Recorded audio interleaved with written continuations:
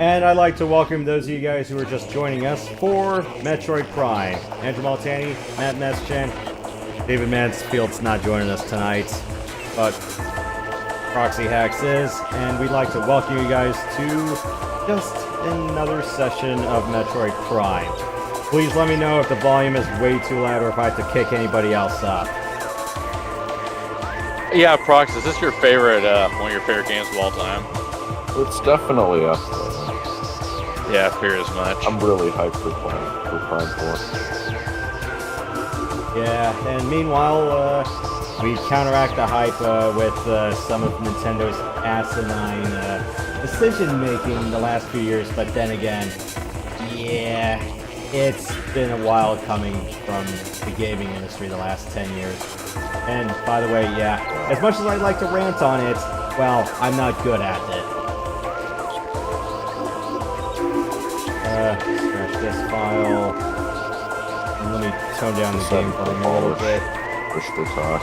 We'll just have a fan in the background.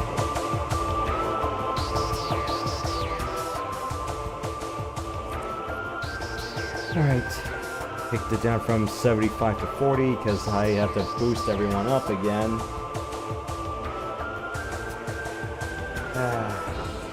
Gotta love audio balancing sometimes. Yep, it never stays consistent.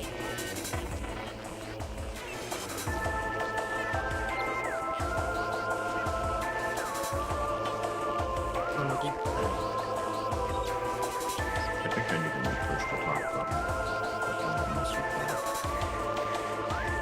Yeah, and I still gotta boost you up a little bit. Problem is, Discord's saying you're offline and I can't adjust the volume. Oh, of course. I'd fix that. That's kind of stupid. I don't know why they would have that. Is that a new thing that Discord's doing now?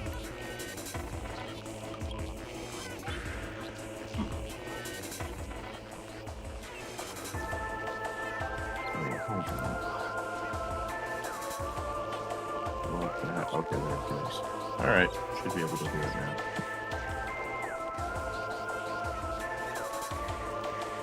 So I'm going to go to my settings and do push the talk button.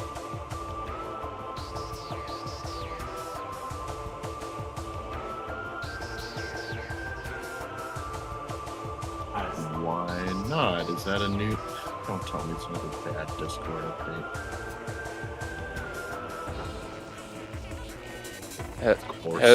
Had the Discord folks ever heard of the saying? Well, this is my take on it. If it's not broken, you can't make it better, leave it alone. The saying is, if it ain't broke, don't fix it. Yeah, that's just kind of my version of it, or kind of... Like, if something's not broken, you can still improve it, but if it's not broken and there's not really a way to make it better, just leave it be, you know? This isn't making it better. You would think. Yeah. Alright, I toned the game volume down, or at least I toned the emu volume down a lot, so hopefully you guys don't get drowned out until I find out on the VOD for one reason or another. Oh, and P.S. I'm not doing this with the fusion suit on.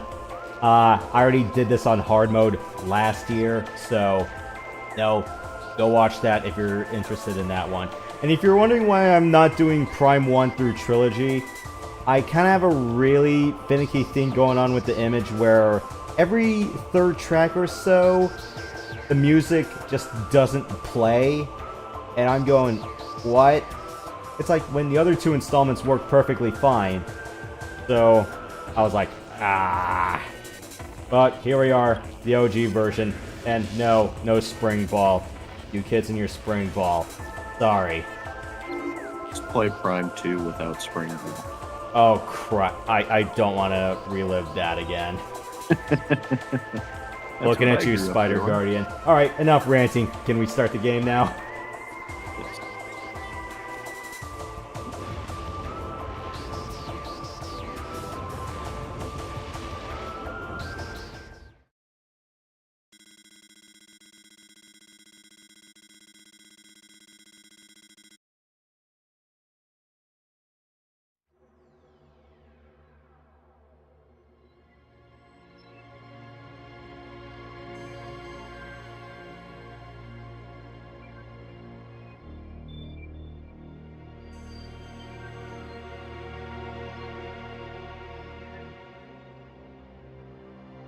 No narrator.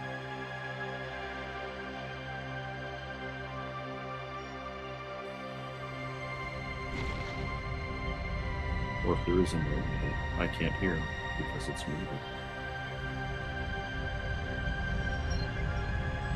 Now the sticky keys notification came up. Dealing with more problems on your end?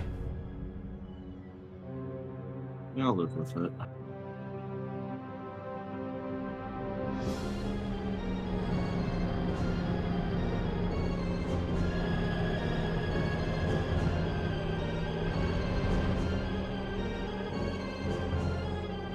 Maybe control would have been better, but instead of that, I think I'll do that.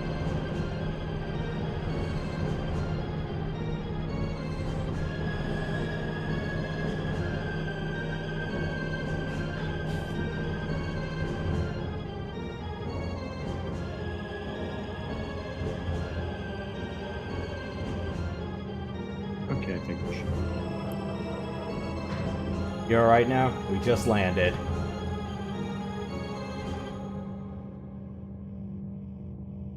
Shame that Remastered never had the fusion suit. I'm still mad at that too. And with this opening area here, it's like the skybox. I don't know why they changed it because I'm going...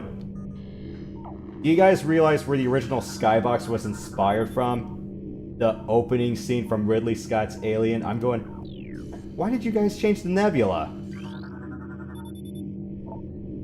Yeah, but either way, it looks really good regardless, so I didn't really complain too much about it. Yeah, I didn't even notice that, but yeah, that's true.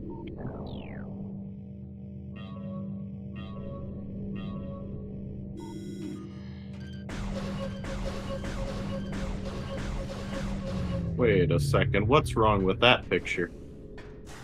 He was out of view. Yeah, well, usually she teleports until she becomes in view, but they didn't do it this time, surprisingly. Kind of feels really funny playing this with GoldenEye 1.1 controls again.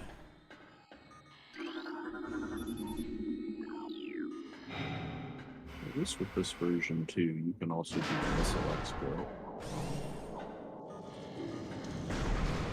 Oh, you know which one I'm talking about, right?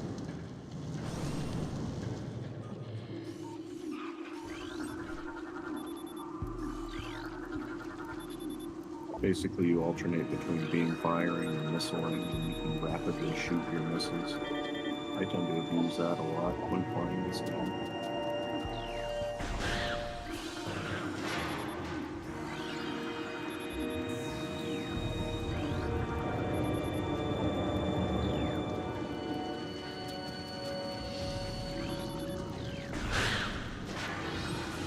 How many more dead people are here? Several.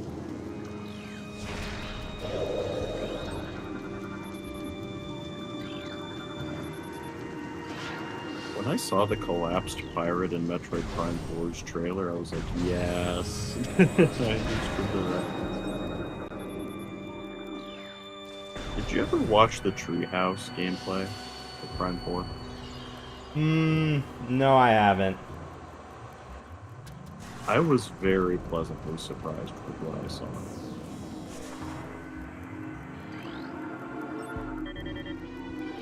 Especially that intro cutscene, man. Now, if only we had a proper frickin' light gun.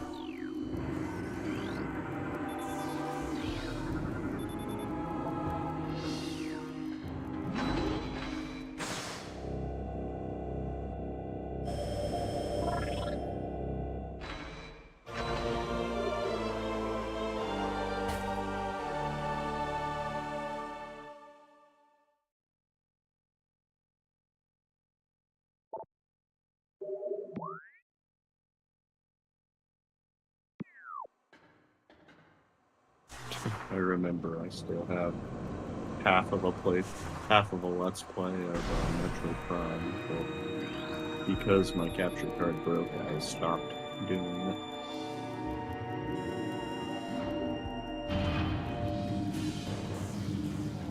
It wasn't the best capture card anyway. The quality was so bad. We were talking like 480p. And how much was your card? As I said, 480p. That was the highest it could go. Oh, the card. Oh, you mean the price? It's like Yeah. $20.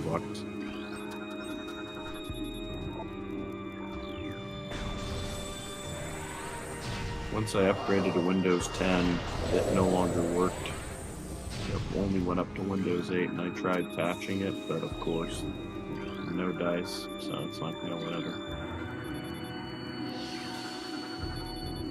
Yeah, my current card has been a godsend compared to my previous one. Especially when it had a tendency to drop audio after 2 minutes and I've had to, undock and redock the Switch. That was not fun. All I can say is I would never recommend an Elgato to anybody. Pay 120 something bucks for that thing, only for it to not work. I kind of hate the analog feedback on this thing. One thing I will say is, like, I did hear that I think it's the cables that are the problem with that capture card. I might replace the HDMI cables and see if that fixes the issue, but I think I remember trying that before and none of the HDMI cables actually work, so...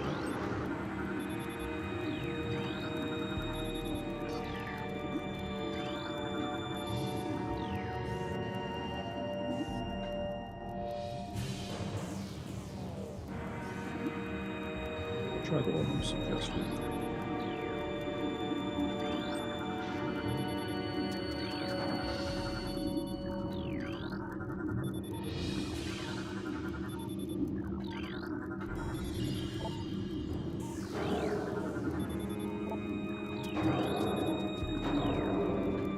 I don't want to know what's in there.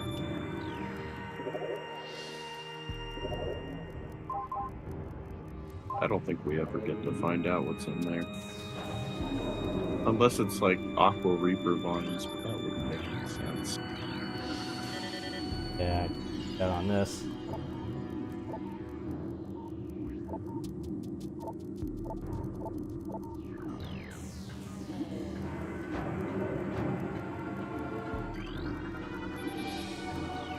I've got to read the lore for the billionth time.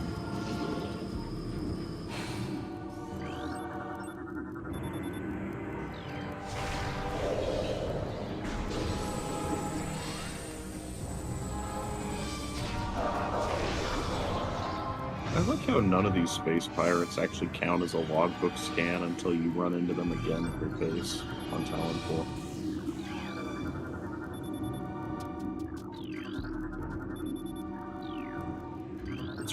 It's really annoying.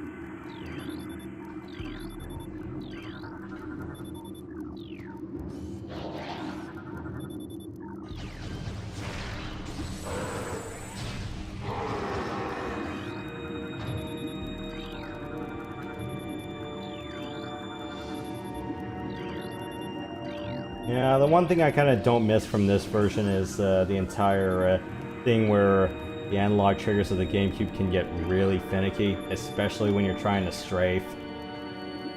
That's what the handy-dandy R button is for. But yeah, I agree. It is definitely odd. I remember when I first played this game years ago, I had some trouble as well. Especially it's like when a lot of other games weren't really too focused on doing the analog press down distinction. And it gets really screwy when you're trying to emu it with modern controllers because not all triggers have that sort of click range on it. Well, if we want to emu it, we just need to go to Australia. I'll find plenty of them there.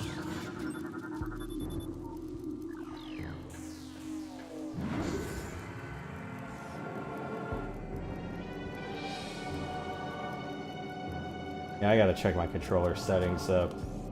I'm like, yeah, I'll know if I'm in strafing if I do that little cross on screen. Well, there's R and then there's also L. You can hold and L and strafe in one direction that way. Yeah. Let me check.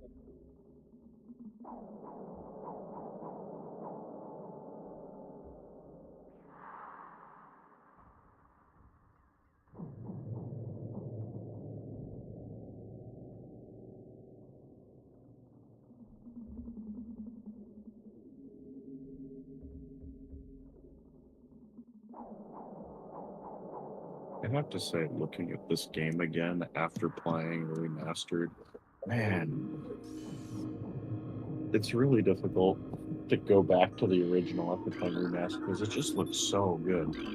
Like the only thing missing is the fusion suit. That makes me very sad.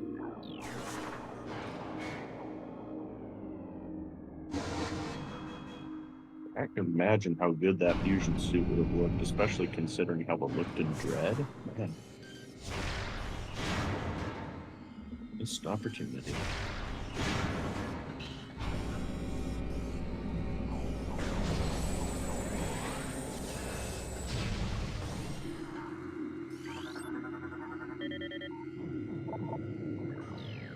Yeah, I'm guessing it's the most recent Dolphin update that wasn't really playing nice.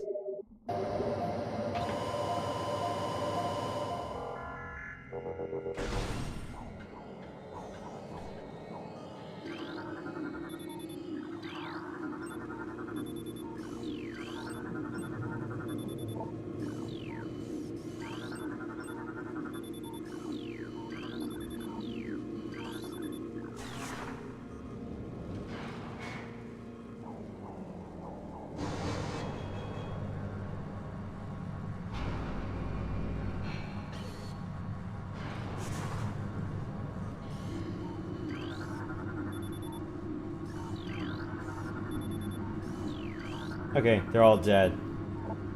All guaranteed.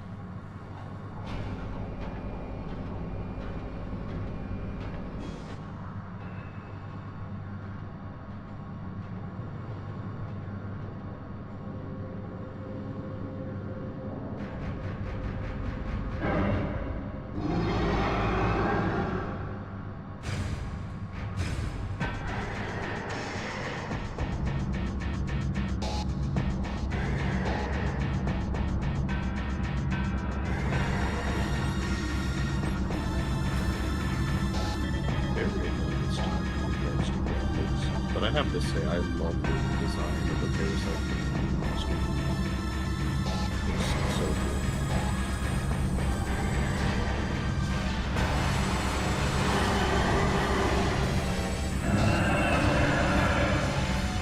Can I shoot your mouth, please? Oh,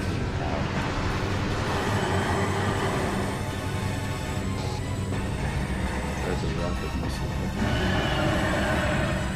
yeah, usually I get the hang of the timing better, but nah, not this time. Yeah, because the queen goes down in seconds if you use that. It's kind of funny. Just flip wide over and over. Evacuate immediately. Evacuate immediately.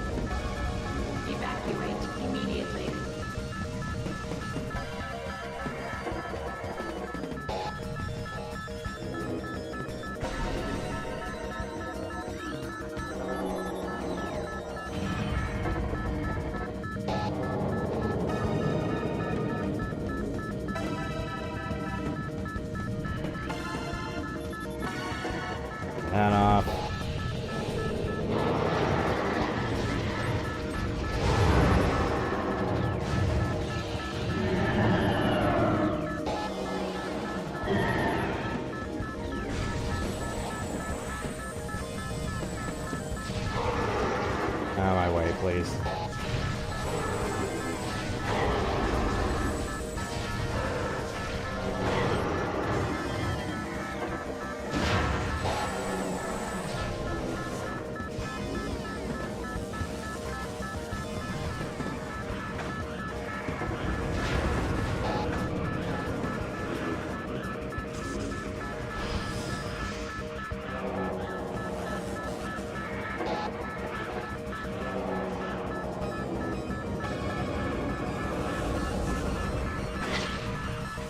Hey, I'm trying to roll out of here. Leave me alone.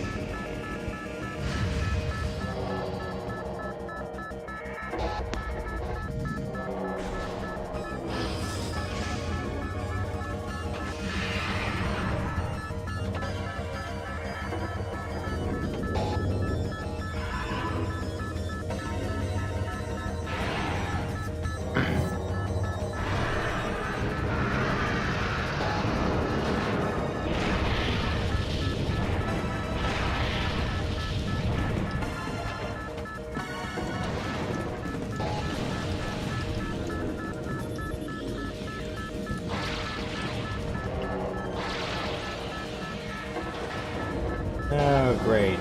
They resurrected a dragon after he got blown to bits.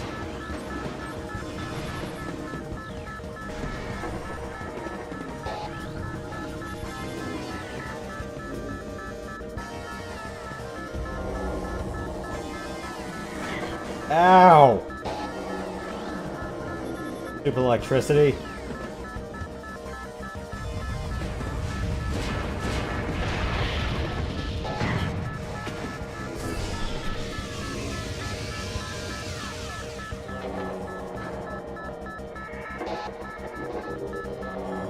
Oh, that tiny explosion causes Samus's suit to depower. Still gets me in discussion. Yeah, talking about suffering multiple critical hits. I mean, it's like...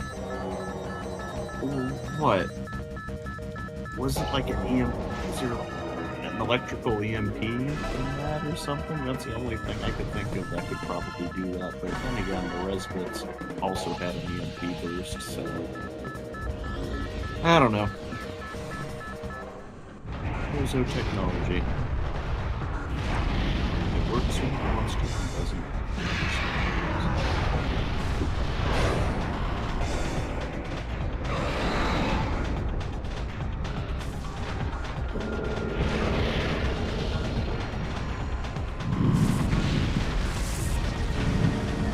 I'm thinking about buying this game on GameCube, just giving it a shot on my side. Oh, definitely do. In fact, get 2 as well. Though I think 2, getting a physical copy of 2 on GameCube is super expensive, so good luck with that. Yeah, Maybe and you could besides, find a Matt, you decent played GoldenEye copy. 1.1. Doing Prime is nothing compared to that. At least you don't have to, you know, manually fine aim as much.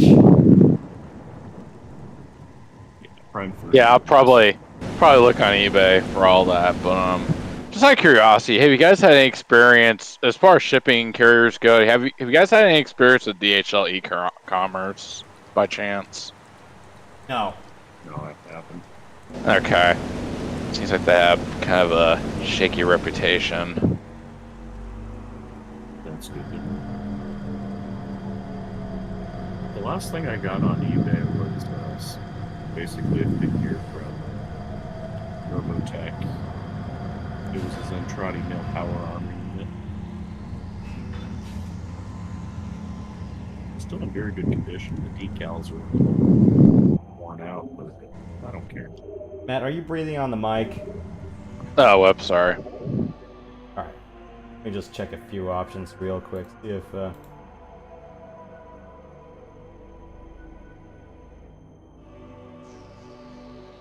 At least you're not hearing my fan.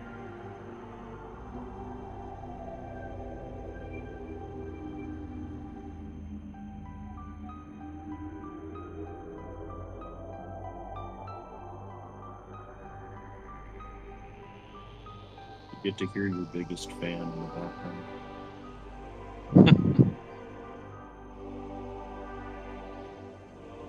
let me put, since I have this sort of controller, let me put L1 as my strafe key if L2 alone is not going to cut it.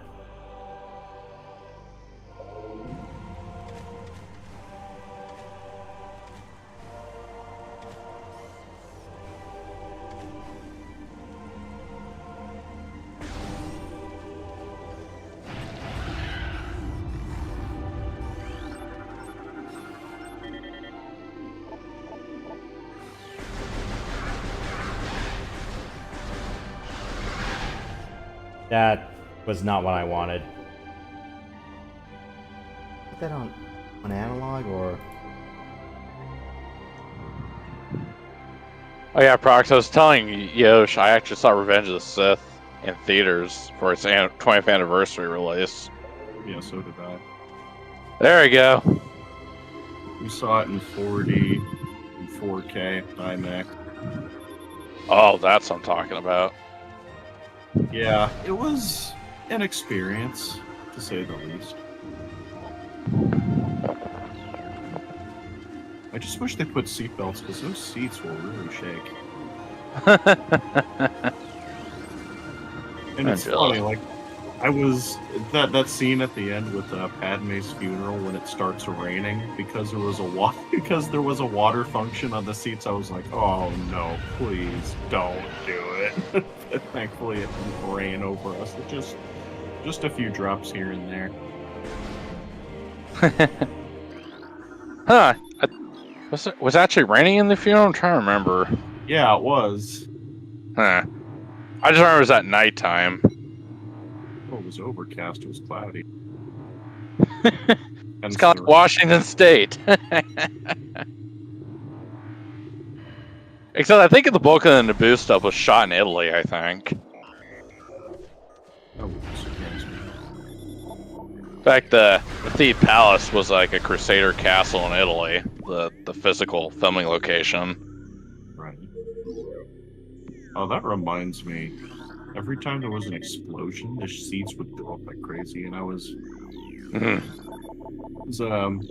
I went with a friend, and I was carpooling her over, and, yeah, her back isn't exactly the best, so when the seats were shaking, I was like, oh no, I hope she's okay. Uh-oh. Just like, yeah. Yeah, I just went through the traditional experience. I'm not sure there's really an IMAX 4D showing near me, so I'm just like, we'll just do the old school way. I had to drive a ways to get to that, but it was worth Was it worth it? It was. I would argue it was. Yes. That wasn't. I think the 4D experience wasn't really a thing 20 years ago. The IMAX, I'm sure, is, but well, IMAX was, but I don't think about 4D though. 4D is like I think like a 15-year-old thing. Got it. And then Revenge of the Sith was 20 years ago. Yeah. I saw Attack of the Clones in theaters, so now I can officially say I've seen all three of the prequels in the theaters now. I saw everything except the Phantom Menace in theater. That and the original trilogy. I was born yet when that came out, so. Yeah, they released A New Hope or the original Star Wars, whatever you want to call it, for its 50th. I'm going to go see it. I want to go see it. Oh, 100%. I'd see it too. It'd be a missed opportunity. It's half-century anniversary. Come on. I remember going to the Hollywood Bowl, and I saw A New Hope, and they had a live orchestra playing it. That was a lot of fun. There you go. Yes, this mirror does not reflect on Switch. Yeah, that was another disappointment I had with the remastered. Why did they get rid of that?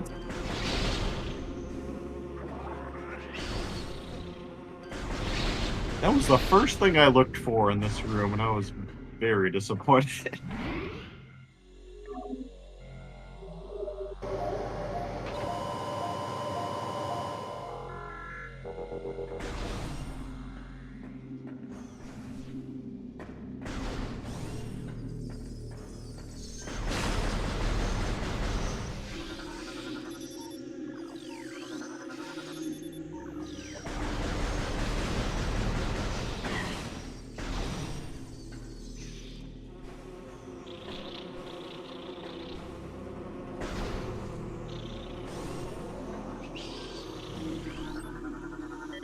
Well, the good news is, since I'm running this all off a hard drive, I don't have to hear the sounds of the disk motor spinning, going.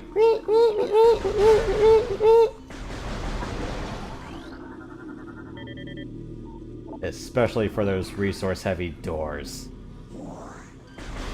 Oh yeah, this game was super taxing on the GameCube. I remember hearing that CD going.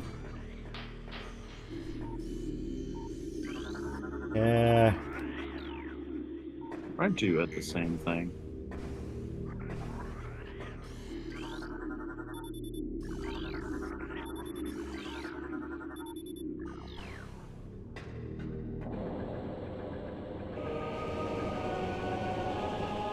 It's like, if you want this prize, shut down this mech.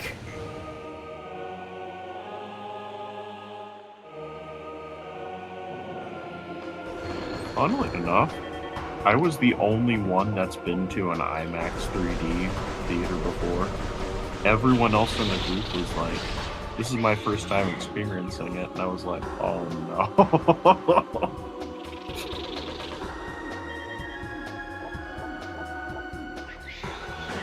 Ow.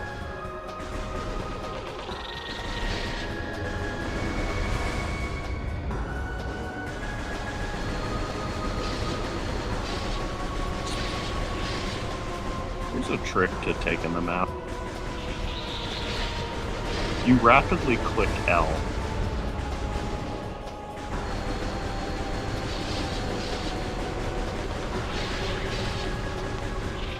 I find that helps me take things out.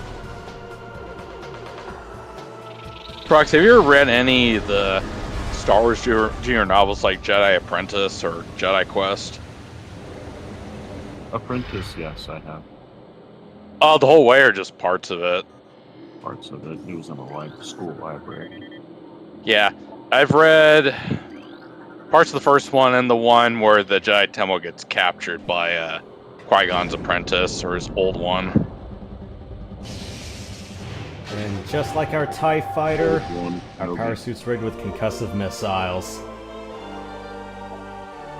Oh, speaking of which, I actually bought Star Wars Dark Forces on eBay. Yeah, we need the Legend stuff, not the Disney garbage. Yep.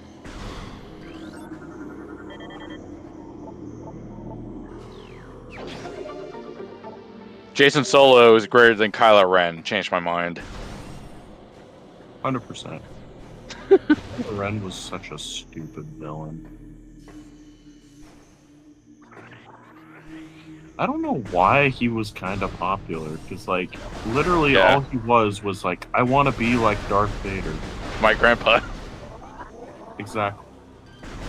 He didn't really have his own character, and I think Rian Johnson tried to change that, but he failed horribly, and plus, not to mention, he tried to make the movie divisive on purpose.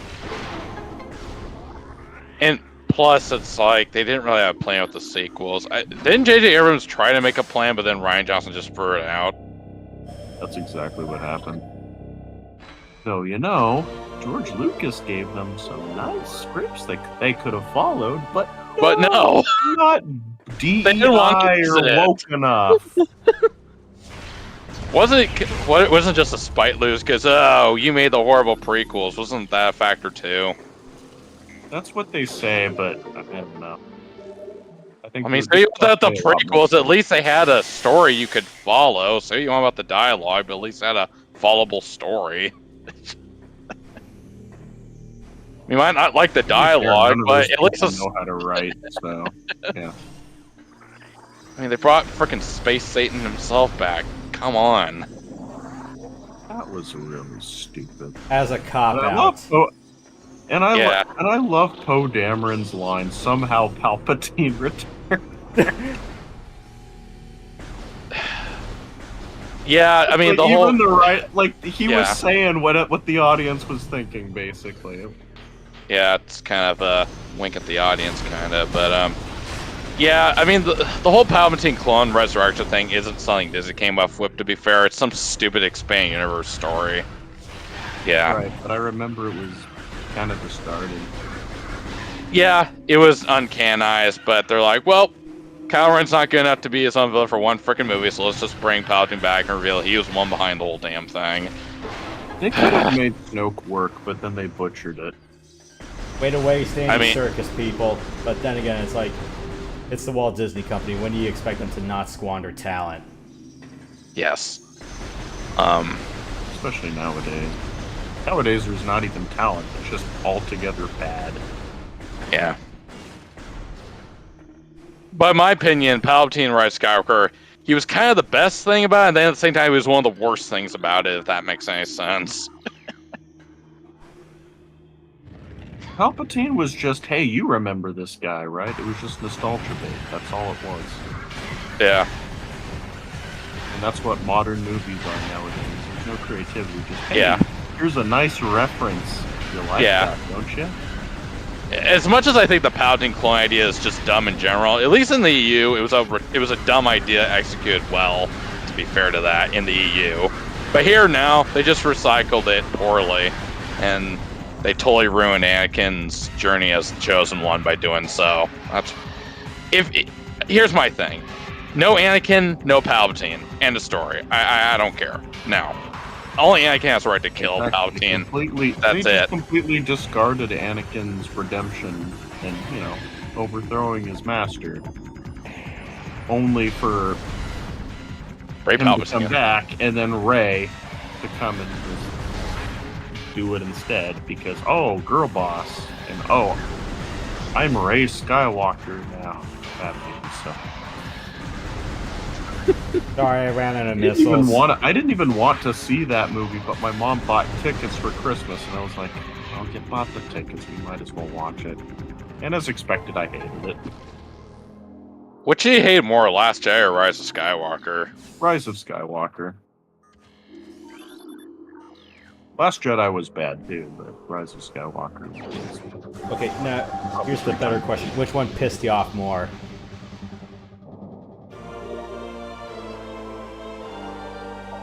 Yeah, I was about to say, Rise of Skywalker definitely made me angry. Last Jedi, yeah, it had some dumb things, plus that Leia scene where she's in the vacuum of space, and then, oh, I can use the Force and pull myself back into the ship and somehow survive. Get out of here. That's not how the Force works. Exactly. I think that line pretty much sums up the entire sequel trilogy in one sentence. Exactly. Maybe it should have just been the Thrawn trilogy. I don't know. Under George. They would have ruined the Thrawn trilogy. But just have George Lucas do it. Don't have Disney do it. Just have George do it. That's it. Yeah, but Disney will have their muddy, grubby hands all over it. Well, I mean, yeah. They'll only give George enough creativity that they're gonna gatekeep, because that's what Disney does. They love to gatekeep. What was I? I hope Disney continues to lose money and eventually goes bankrupt. I don't think that's going to happen. They're a multi-billion-dollar company, but... Yeah. But, eventually all their stuff is going to flop. They're gonna keep attacking their audience, but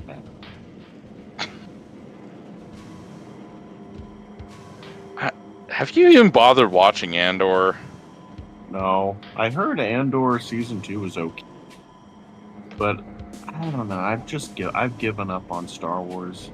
As long as Kathleen Kennedy's The Disney shareware, yeah. Even when Kathleen Kennedy leaves, they're just going to replace her with somebody just as bad. So, I don't know why people are saying like, "Oh, well, Kathleen Kennedy, when she's gone, Star Wars will be saved." No, No, Not necessarily. No, that's just the head of the snake. exactly. Also, is it just me or my monitor settings from last time? It's like, is this room just so stupid, dim, and remastered? I noticed that too. There were a lot of darker areas. Especially because see you a can't thing. adjust the gamut in-game, and I'm going, no. Adjusting the backlight on your Switch is not an excuse, especially for us saps who are playing in TV mode, because, well, Prime was built for TV mode. Exactly.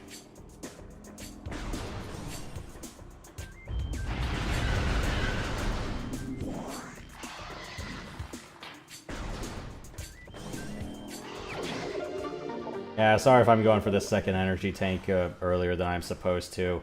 It's just called safety. Why would you apologize for that? That's what I always do. Yeah, especially on hard mode, Right because... there. Yeah.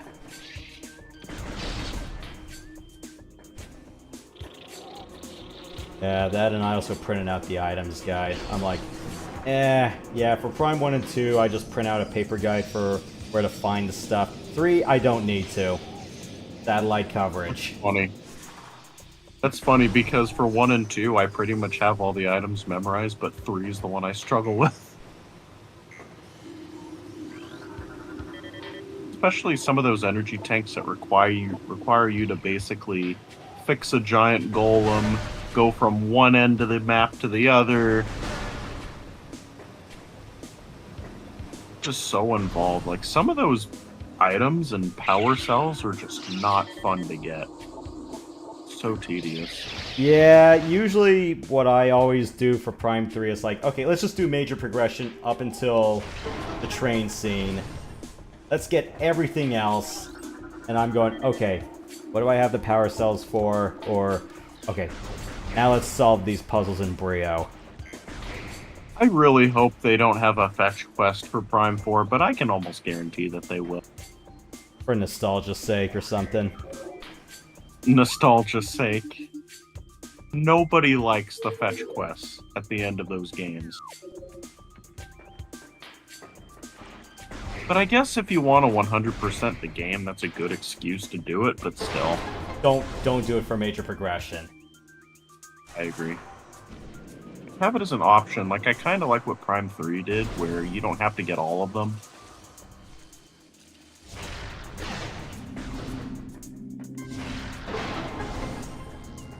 Prime 2 had the most egregious one, in my opinion, with those Dark Temple keys. And then you have to go for the entire Sky Temple arc right after you get the light suit. I'm going, you guys couldn't just let us get this gradually. You have to take us on a big endgame bee hunt. Yeah, I like Prime 2 better than Prime 1, but that fetch quest at the end, no. Especially since you have to go light to dark, light to dark, light to dark over and over again. Or it's like, Link to the Past wasn't that obnoxious when you were doing light to dark stuff. Yeah. I could handle it throughout the whole game. In fact, I liked that idea. But, well, except for Torvus Bog. I couldn't stand Torvus Bog. It's my least favorite place in that game. Specifically, those Dark Pirate Commandos. That never die and lock you in every single room. I just ice those guys out with a dark charge, and that's it. Yeah, I mean, that's what I eventually did. But it's still annoying. Like, they're basically Chozo Ghosts, but worse. Actually, no, that's not true. Chozo Ghosts are still slightly worse.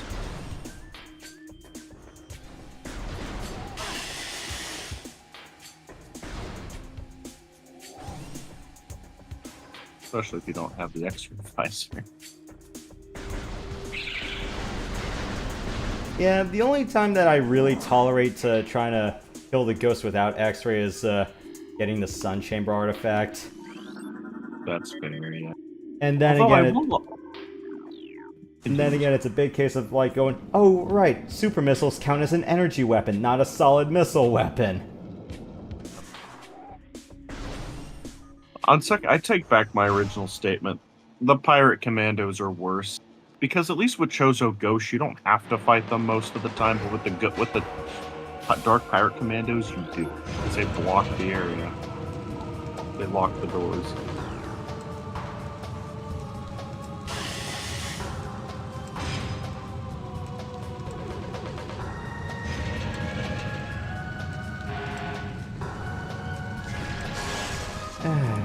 Just like other classic Nintendo bosses, 3 cycles and you win.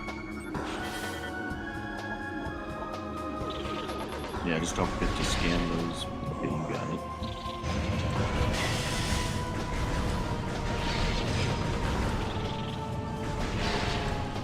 Oh, and also those Ice Shriek bats.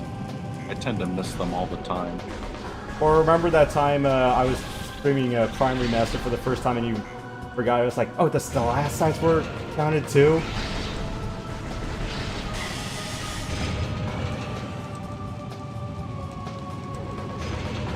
Your eye, please.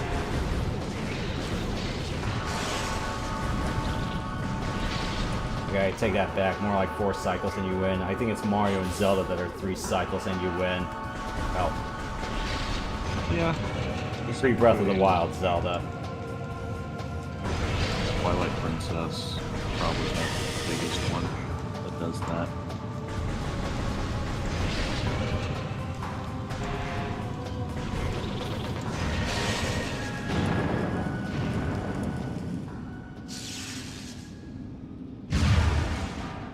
I don't get lamp oil or rope, but I do get bombs. I think for the Switch 2, I'm just gonna... Well, first off, I'm gonna wait for the Switch 2. I'm not gonna buy it on release. But I will get Prime 4, the Switch version at least, but I refuse to get any Switch 2 versions of games, because I'm not gonna pay an extra $20 just to have the game perform slightly better.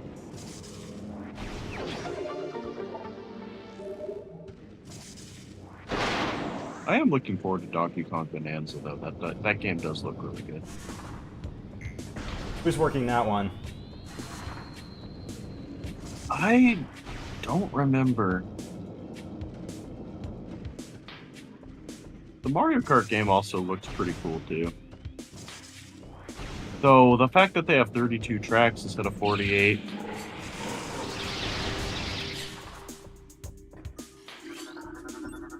It's like, if you're gonna charge us $80, give us more tracks. Especially because you've had this exact same debacle where it's like you had essentially what were games that were full anniversary collections, such as, you know, Mario Kart 8 complete with even the deluxe booster pack, and I'd say Monster Hunter Generations Ultimate, which gave you like damn near everything, and then you're going playing Rise, I'm going, what the hell? One thing I will say is that Nintendo pulled the stunt on us before with the Switch. Remember, if you owned a Wii U and if you had all of their Wii U version games, they had deluxe versions, and you had to basically repurchase all those games again. Hyrule Warriors. Mario Kart 8 Deluxe. Pokken Tournament DX. Super Mario 3D World. Though at least they gave us an extra game that comes with that, so I'll forgive that one at least. Or in the case of Xenoblade Chronicles, you at least had an extra post-game scenario. Oh, that didn't. But then again, that was only like $60. I still need to get X. I haven't gotten X. I've heard really good things about it, though. I got locked out of X due to the recent virtual game card shenanigans. Oh, you didn't get it physical. I did not. My rule of thumb back then was if the game had an online multiplayer component, I usually got it digital. All my single-player games, or at least those that didn't have DLC strings attached, I got it physical. So Paper Mario, I got physical. Xenoblade Chronicles DE, the first one, I got that physical. Princess Peach Showtime, I got physical. Link's Reawakening and Echoes of Wisdom, I got physical. Trails from Zero to Azure, yep. Nier Automata, yep. Fire Emblem Three Houses, that was kind of an exception.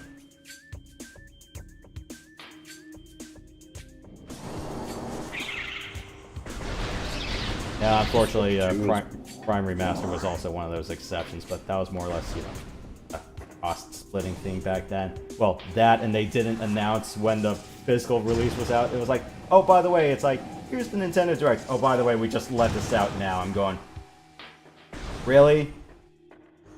You know, I feel really bad because at the time I had this mentality of, oh, I really want to support Metroid, so I'm going to buy the digital version of Prime 4 and the physical version of it.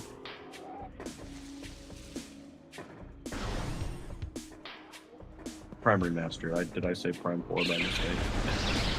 You said Prime 4. Gotcha. But, yeah, it's,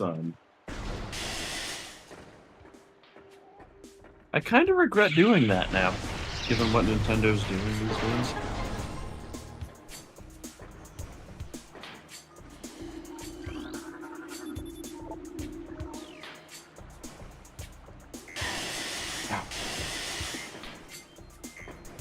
God, it's toxic water.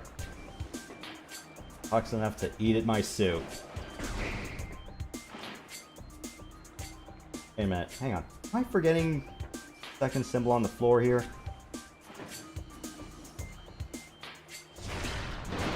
I always have the nasty habit with these rune puzzles where I'm going, okay, where did I miss the rune?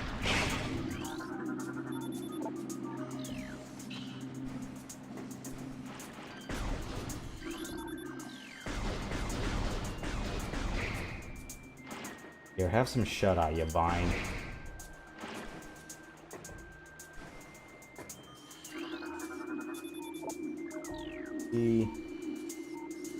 And now you're the reason why we no longer have vines. Now we have TikTok shorts. We have you to blame for that. Or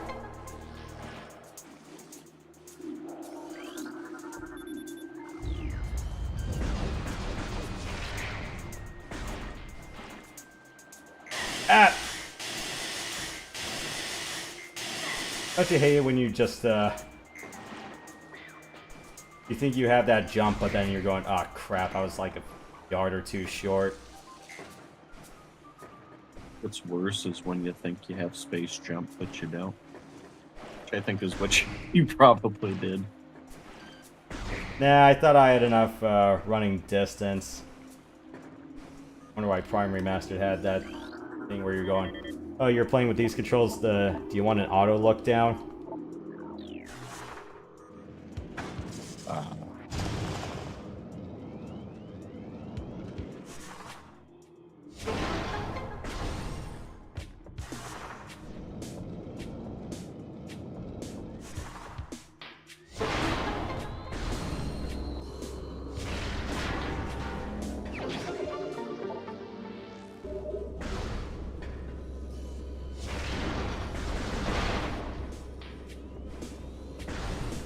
Just like Metroid, it's like the moment when I really need a missile, I don't get one.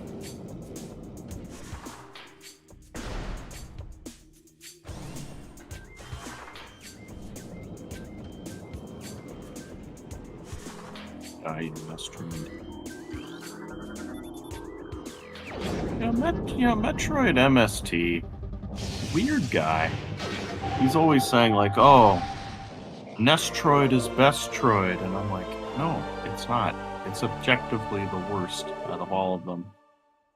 Zero Mission is so much better. Zero Mission's too easy.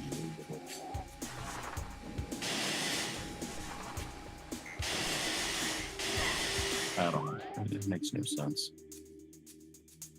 People make no sense.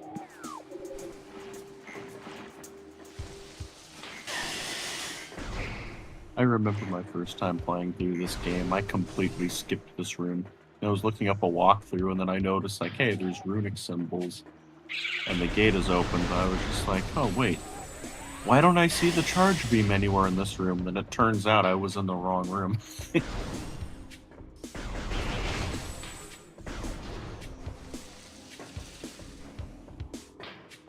For some reason, I completely missed the door that you just went through.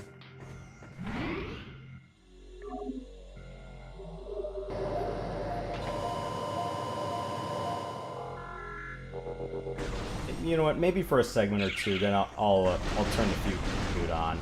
Maybe for a segment. That's fair.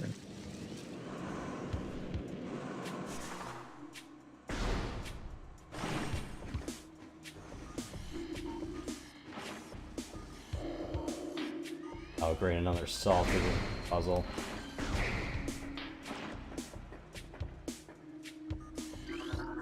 Yeah, I tried to, when I first played through this game, I think I was like 5th grade at the time. This is the room I tried to find the charge beam in when I looked up a walkthrough.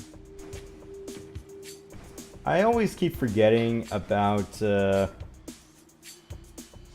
runic symbol you see on the far side of the door there. I mean, the wall. That one I keep forgetting about for whatever reason. Yeah, I noticed earlier you walked right past it. Well, you're talking about that one way over there. Yeah. Talking about the one on the tree that you just walked right past. No, this one right here on the wall.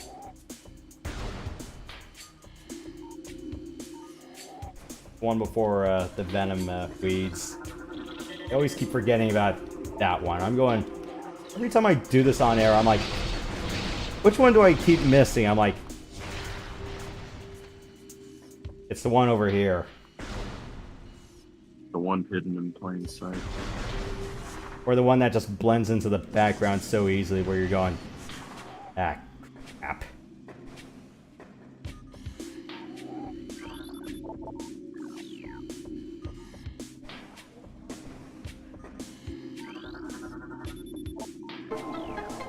Alright, mystery solved. Do I get a small key? Oh, no. You didn't light any torches. I should do Wind Waker on air one of these days. Especially with Dolphin having a MGBA functionality where I'm going, oh, right, I can use the Tingle Tuner. That sounds so weird. The way I said it. Yeah. Tingle Tuner? Come on.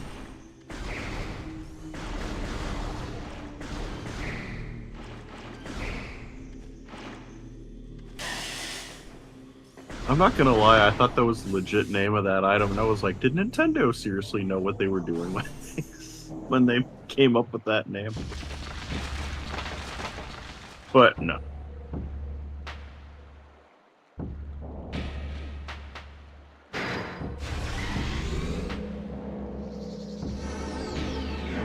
Ah, time for Bug the Music track.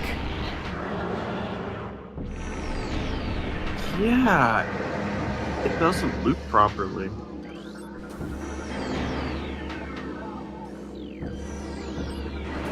I think in the European version of this game it didn't have that.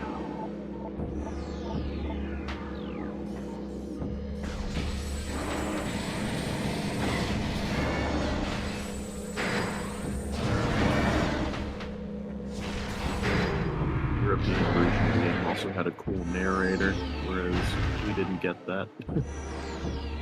With an English accent. It kinda sounds like this. Stereotypical. Oh. Announcer. Maybe not done La Fontaine-ish, but... I like that kind of voice, though, to be honest. Yeah.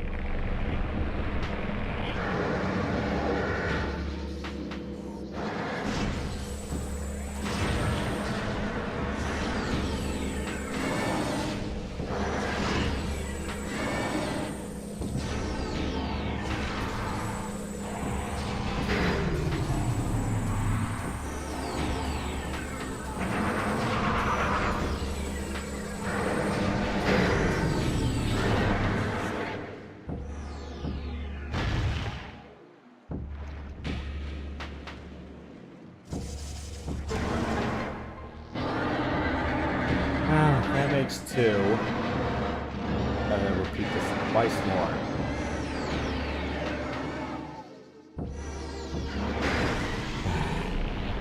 We're gonna need a whole big can of bug spray. Actually, no. Weed killer.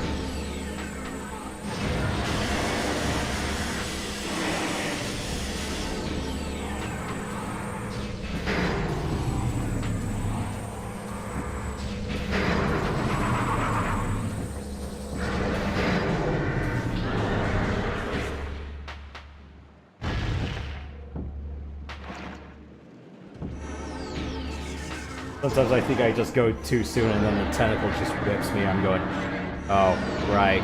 I gotta wait a little bit longer.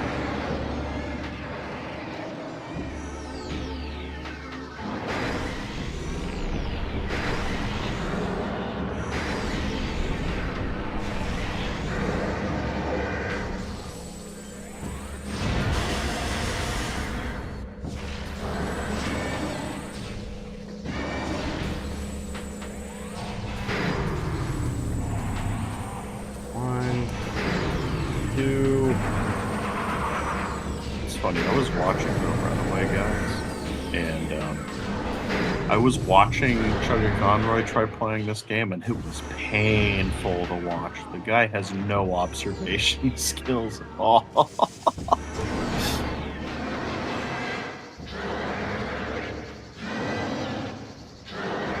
I think it took him about an hour or so to beat this boss, because he just didn't know how the panels worked. He's playing it completely blind.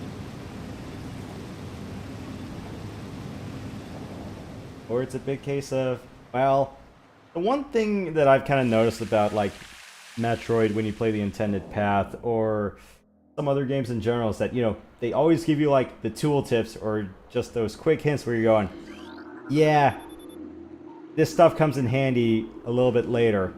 Take notes.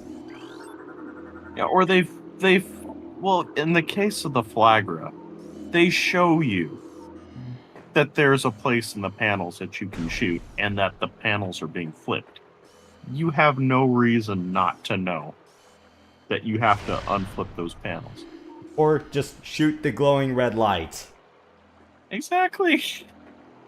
When I was a kid, I figured it out, even though I struggled with this boss too, but that's because I wasn't familiar with, stunning him at the time. But I at least figured that part out. Or it's like if you played Zelda as a kid, then you probably figure that it's like some of the exact same principles apply. Right. Zelda confused me as a kid. I got stuck on so many temples.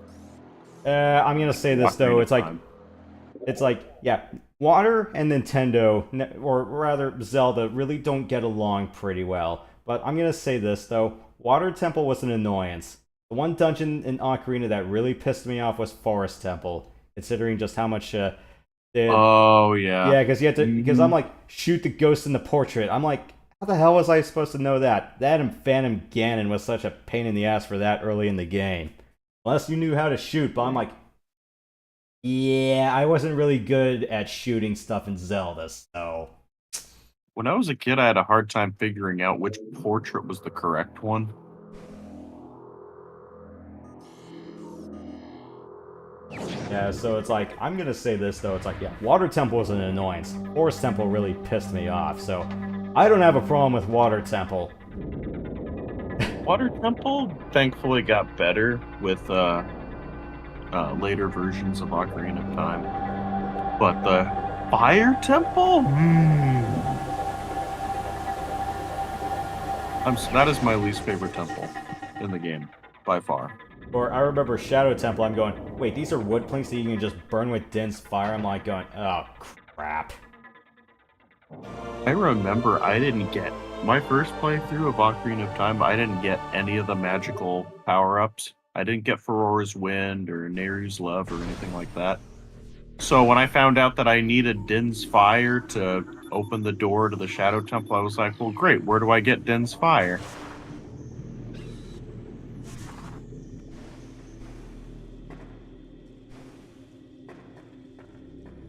So I had to look that up. And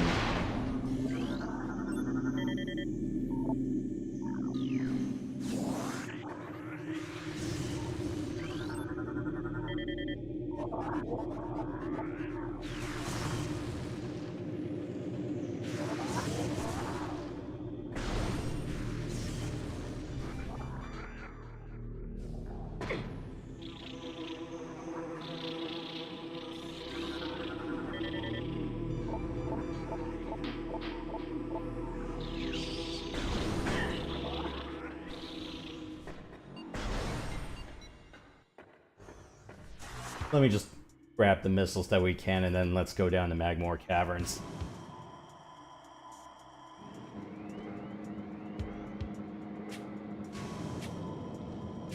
Yeah. oh, at least it's not Mag-less.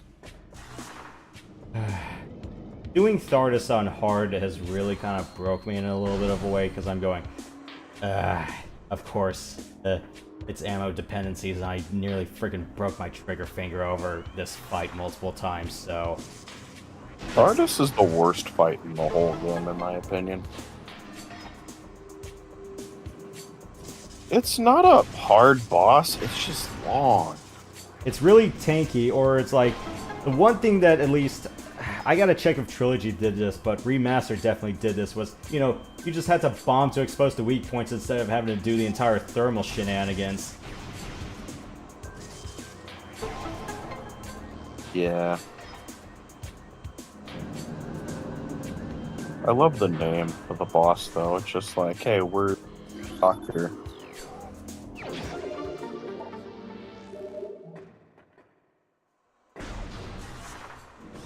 Hey, Doctor, I think your Thardus went rogue.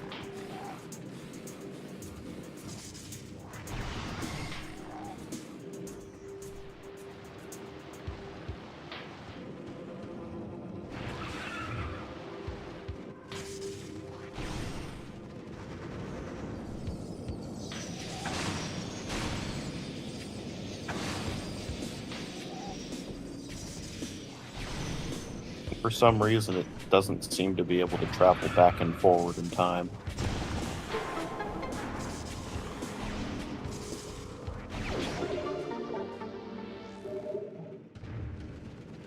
I mean to nail my double bomb jump timing when we get to Magmoor Caverns, because I'm going, oh right, Spring Ball's not a thing. The energy Gotta get good with tank. that. That energy tank! I hate that energy tank.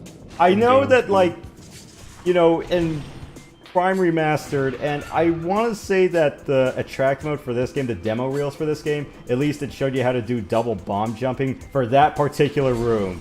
So I know, like, Prime Remaster was like, yeah, here's the demo reel for how to get this energy tank. It's like, here's how to double bomb jump. Now, here's how to do the spring ball bomb jump. I'm going, oh. Yeah. 'Cause I don't know how to count or how to time my cadence. I could do it. The problem is I wouldn't get enough height, and I would blow up the brick beneath me, and I'd take so much damage. I've died in that room before. Oh, I was doing that on hard. When I was doing the hard mode run, I'm going, oh shit. I was like at 30 health left. I'm going, okay, you know what? Let's just get to the Phendrana save room and cut my losses, because I am going to die messing this up one more time. Because I botched it. Yeah, like... that's what I ended up doing. I just go to... before getting that energy tank, I go to Phendrana, I save, then I go back to Magmoor, and then I do it. Because I have had so many cases where I died, and I had to start Magmoor Caverns all over again. It's like that. Yeah, because I'm like, okay, you know what? If the third time is not the charm when I keep botching this, I'm going, okay, time to give up, time to save, and have a little bit more of a safety net.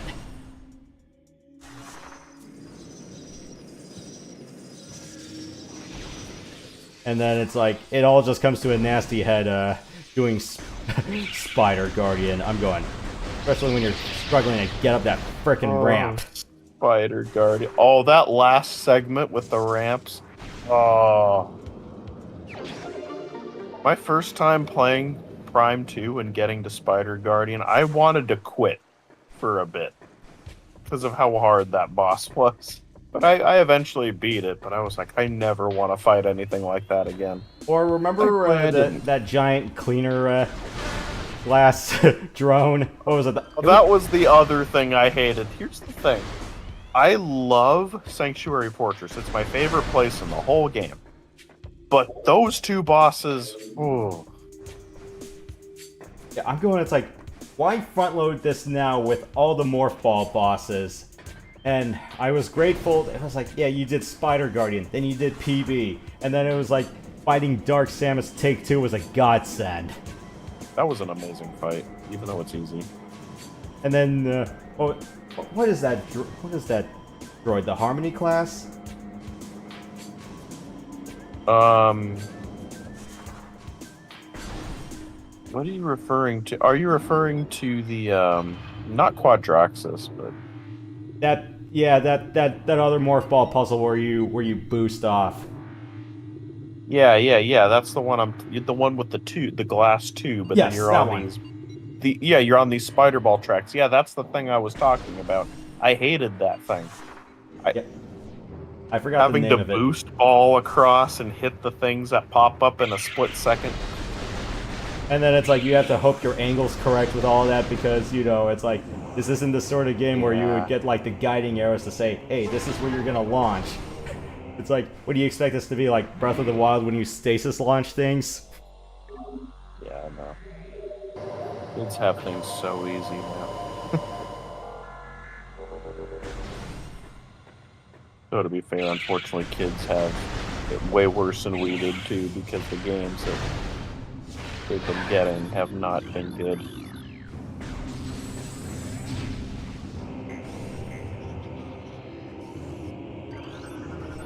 Everything is microtransactions now. I can't believe gacha got popular. I mean, it's literally just gambling.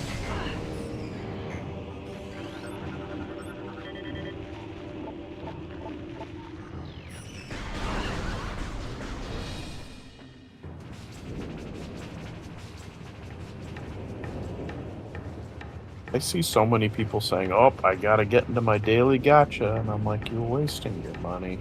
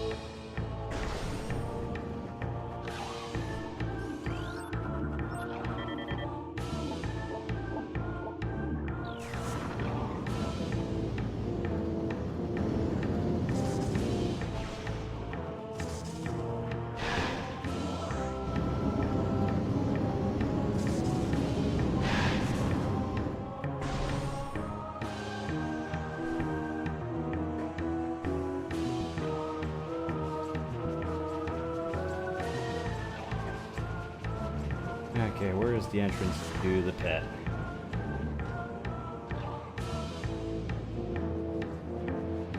Or the one thing that really annoyed me about this room is like, oh, you walk in, and then you immediately get spat out.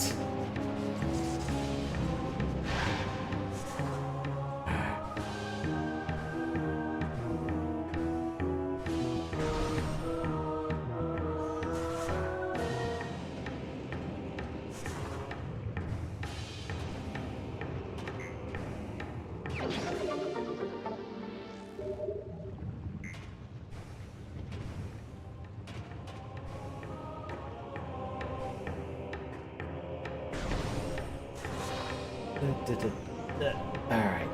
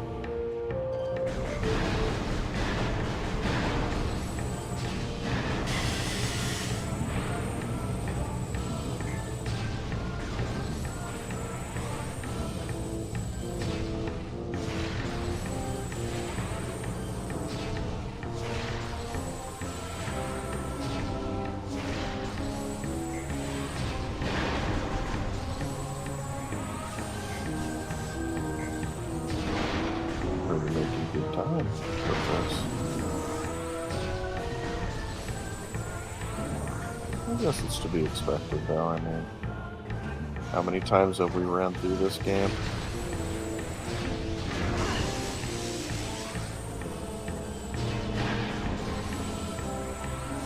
Yeah, we're at 1 hour, 10 minutes of actual in-game time. Minus the part where I had to save to fiddle around with emulator settings. I'm going, guys, what did you do with the analog action? I never updated Dolphin. I'm glad I didn't because I've seen some of the updates that people are saying that it's just not good. Or they changed some things that they really shouldn't have changed, and it's just like... I really wish people would stop making updates that end up making things worse. Dude, save. Save before you do this. Unless you pull it off, then hey. Nailed it! Nice! Okay, that's one less on-air nightmare with this. Yeah, usually it takes me a couple of tries because I don't get enough height. Or it's like occasionally I'll get lucky and do it on my first try too. Or it's like you have to get, or it's like you have to guess. It's like maybe when you hear that click, or it's like when you see the first bomb condense, that's when you lay it. But yeah, I never really paid too much attention to like the visual cues. I'm going, yeah. Sometimes I just do it through like, okay, I forgot how I did it. It's like, did I did it looking, or did I look at it hearing?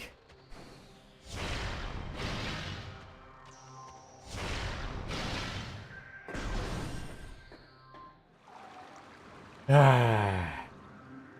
20 plus years later, this venue still looks good. I was blown away at the remastered version of this.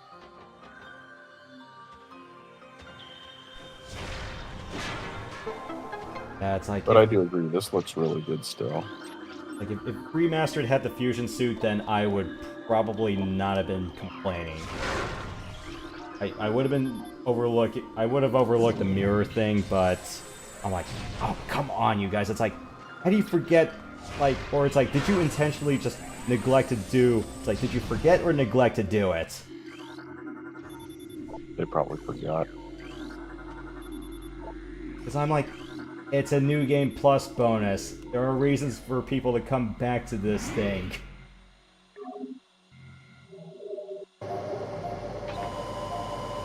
Yeah, because I remember I played it on every difficulty, beat it 100%, and it's like, okay, now what? All 3 files are 100%. Or it's like, you know, it's like, I always like to do, you know, hard mode with the fusion suit on. It's such a shame that they didn't include that. Speaking of fusion suit, you know, something went into my brain. It's just like, you know, in Phendrana, if Samus had the fusion suit, that would be, you know, she'd be susceptible to the cold, and that would be bad. But then I remembered, oh wait, this is the Varia suit, so it wouldn't have mattered.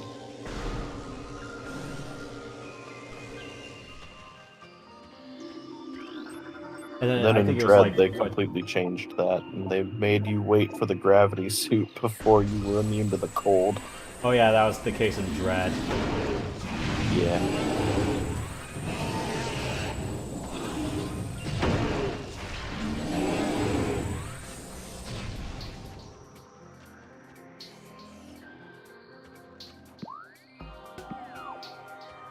There's no lore tablets in Ice Ruins East, is there? Is it just the west side?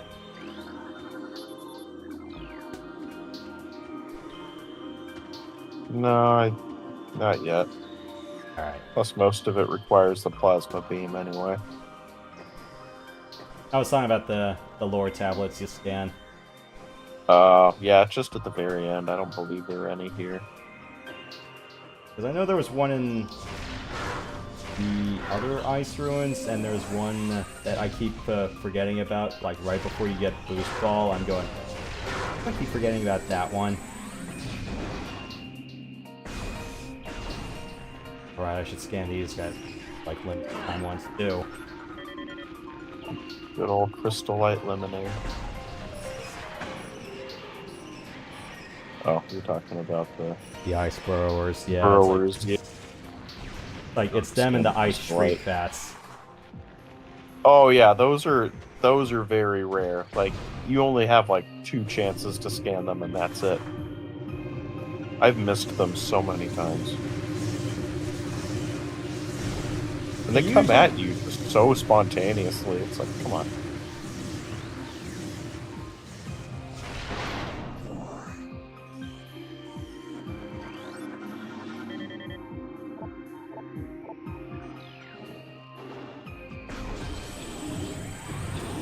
Oh yeah, don't forget to scan the stalagmite.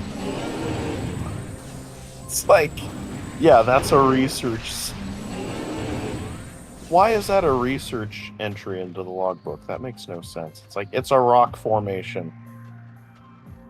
And you only see like 1 or like 4 or 5 of them.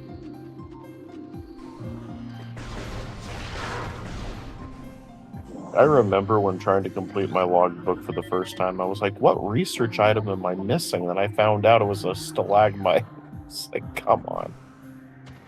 Or the first time I was doing Prime Remastered, you were like, was that the one thing I was missing? Yes, that was... I remember that. And I'm not gonna lie, usually it's like I don't scan the gunship the very first thing I do. It's like I get that when I'm getting the boots. Whereas like, oh I right, turn it's around like, and that's the first thing I scan. whereas like in Prime 2, it's like, yeah, you have to scan it before you finish the first progression piece.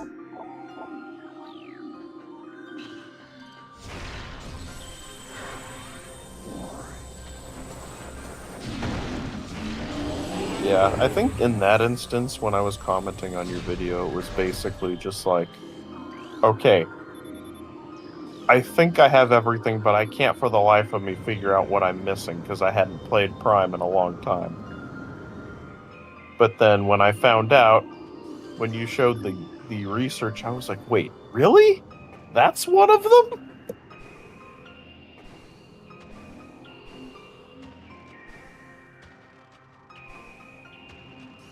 Nice work.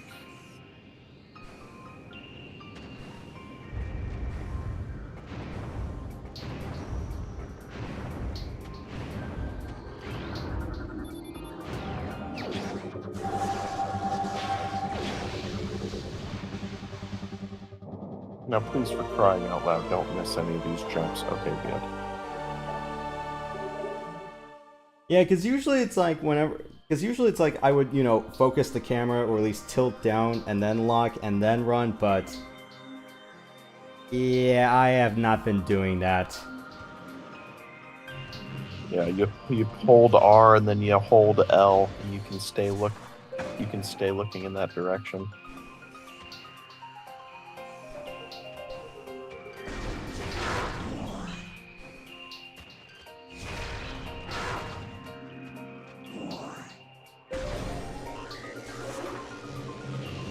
Taking out more crystallite. Crystallite has horrible drinks in my opinion. Especially their lemonade. Their lemonade's so bad. Have I been working a little bit too fast or a little bit too slow for the hint system to be keeping up on pace with this? I'm surprised you didn't turn that off.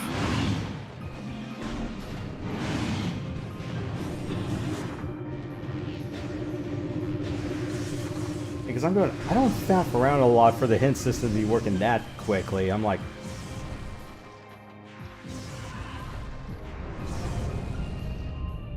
Yeah. There's the famous Ridley cutscene. yeah. Or, oh, no. You want to know where the hint system is very obnoxious? Prime 2, every time you open up the game and you're still doing the Sky Temple key.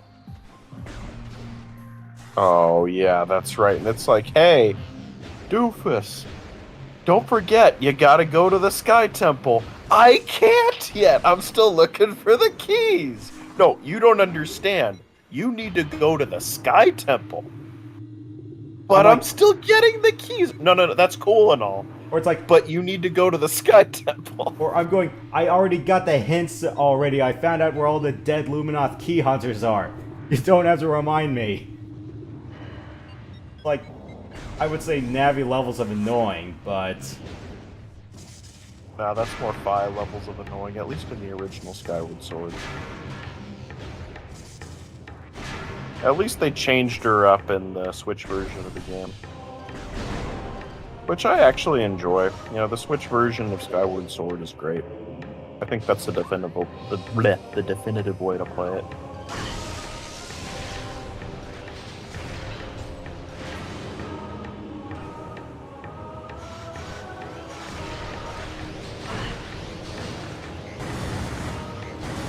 Okay, that is not how you take GoldenEye style boost damage.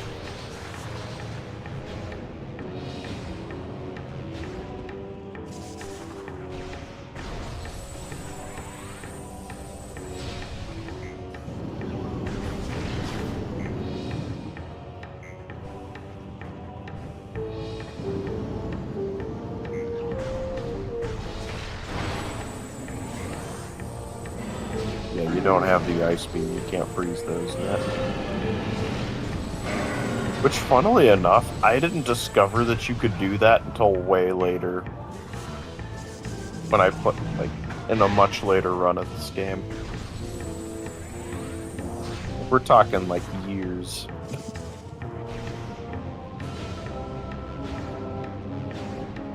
I always thought I just had to avoid those, and I was like, what sense would it make to freeze those? If they, you know, there's fire jetting out of them, why the heck would I freeze them? But sure enough, you can freeze them.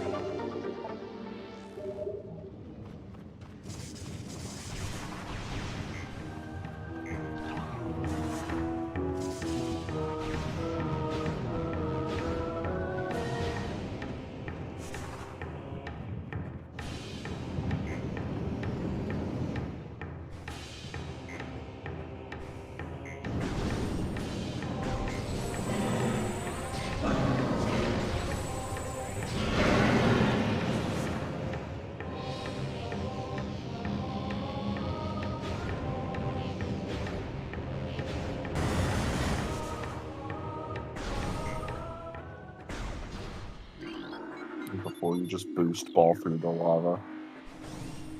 Yeah, sometimes I do that, but I'm not feeling confident in my health enough to do that. No, yeah, for sure. I wouldn't do it either.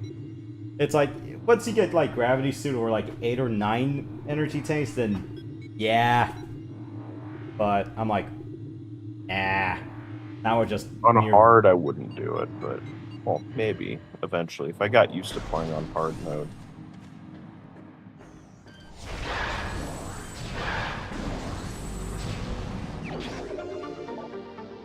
But yeah, other than that, no.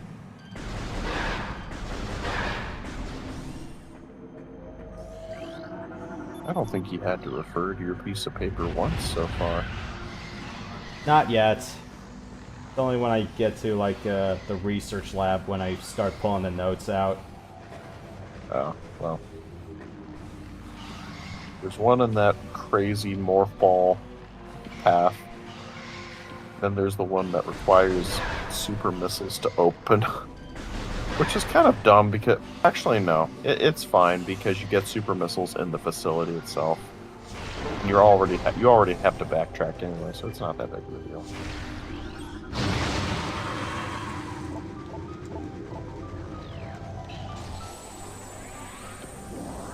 Yeah, where I start really referring to that sheet of notes as in Prime 2, because I'm going, okay, what stuff can I get in regular progression, like, right about now, and what stuff do I have to come back for? Because there's a whole laundry list of things that you can get, like, right at the moment, and then the stuff you have to get, like, in endgame. Remember the power bombs?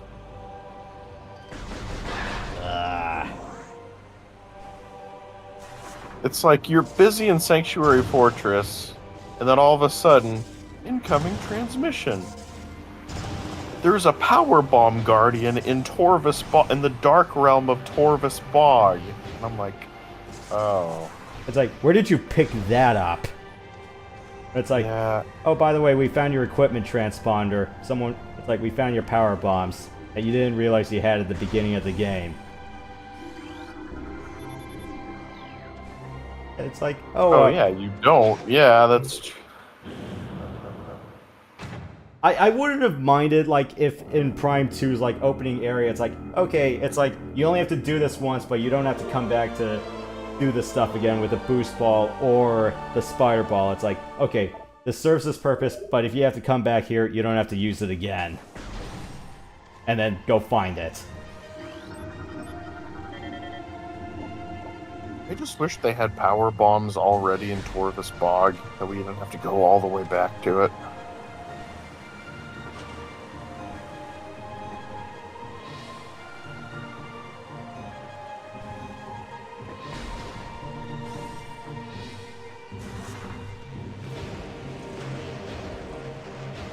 Yeah, because usually it's like after Torvus, I'm like, okay, I'm not taking the... Okay, I'm just going to take the direct elevator to Sanctuary, because I'm like, okay, at least I remember that path existed, but still. The fact that you have to go the long way around to get to them first. Honestly, I can't tell which area I hate more. Torvus Bog or Skytown Elysia in Prime 3.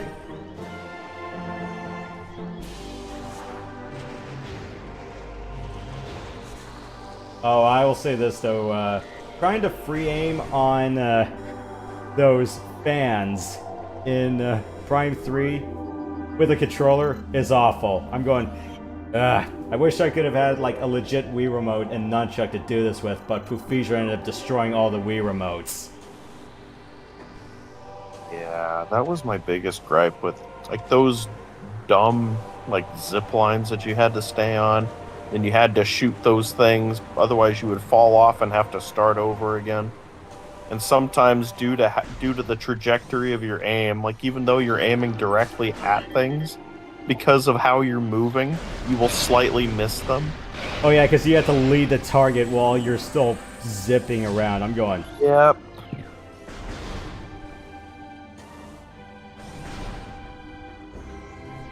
And then there's that robot at the end that drops like morph ball bombs.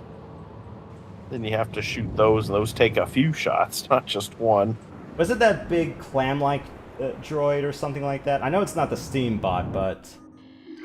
No, it was sort of like the arm of a crane, kind of. It kind of looked like a bug. Was it It would guarding drop power. boost ball? No, it was on the zip lines, and it would drop morph ball bombs inside of these gates, and those morph ball bombs took a few shots to explode. Oh, those. Unless you can shoot the Yeah. bot early. Are you able to? I don't think I've ever been able to do that.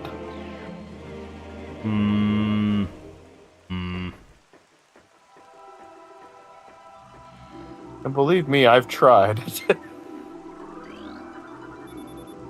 I think some shots made contact, but it just sat there, just like...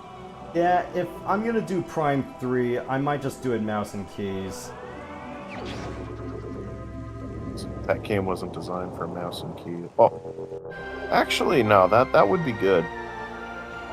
Now that I think about it, mouse aiming would be awesome. Much better than a Wii remote. I mean, yeah, as much as I like to do it with a light gun, and that's just for aiming at Mojonar's stupid orbs. Yeah, Prime Hack was not built with light guns in mind. No.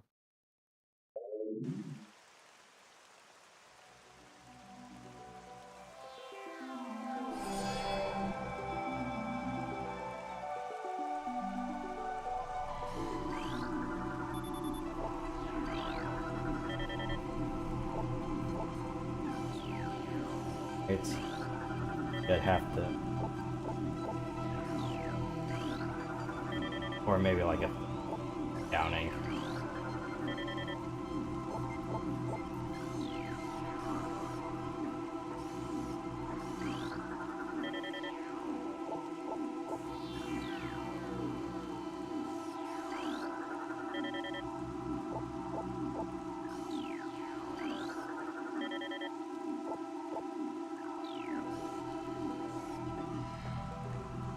Oh, okay. We got our clues. That's a start. But not like we can act on these clues until about 2/3 of the way into the game.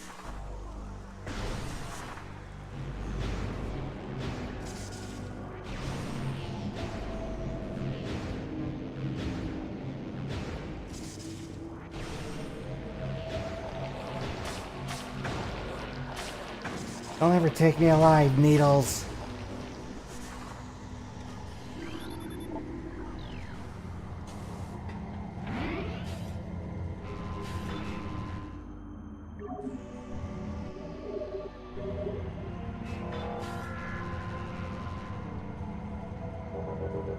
Once you're done with the space chunk, then you got to go all the way back to Phendrana and get the wave beam. Yeah, thankfully it's like you have a shortcut for that. Relative shortcut, not an absolute. Kind of, sorta, yeah. You still got to go through. Actually, no, you don't have to go through Chozo. Yeah, because I don't think there's really anything I can get in Chozo Ruins right now that would be a huge benefit or the like.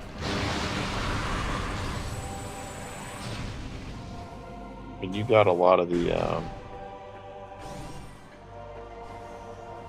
power-ups that require bombs, so, and missiles. So. Kind of funny how, you know, Prime and Fusion in the same year, they're both the ones with getting missiles before Morphball. Well, that was until, you know, Samus Returns in Dread. We're like, yeah, you get missiles to start with, but you gotta find Morphball. At least with Samus Returns, it gave you Morphball relatively early. Like, the first major power-up With Dread, or so. though, oh my goodness, that's historically, like, the longest time I've spent without Morphball. Because you had the sliding mechanic. Which was a welcome change. I love the slide. Here's the thing that kind of really irked me about the sliding mechanic, is it's like, if you've played, like, Castlevania, like any of the DS installments, like any of the Game Boy Advance or DS installments or Bloodstained, I'm like, guys, can we just kick everyone? I'm like, I wanted to see if you could kick Ravenbeak to death. I was like, that would have been funny. Oh yeah, that would have been kind of cool if they incorporated that. I mean, it wouldn't do that much damage, but at least it would probably stun the enemies or knock them away. That'd be kind of cool. Yeah, because I was like, like in Bloodstained Ritual of the Night, well, Curse of the Moon, it's like, great. So they would have to balance that. I can't remember her name. So, Miriam in Curse of the Moon, she was the only one with kicking, or slide kicking right off the bat. None of the other characters could do a slide kick, or reason to keep her alive. But like in Ritual of the Night, yeah, she was able to do like slide kicking, and one of the weapons you could equip her with were boots to improve kicking damage.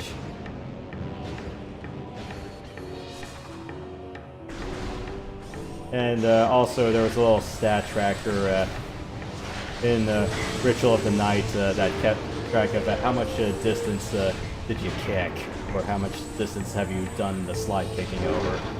Because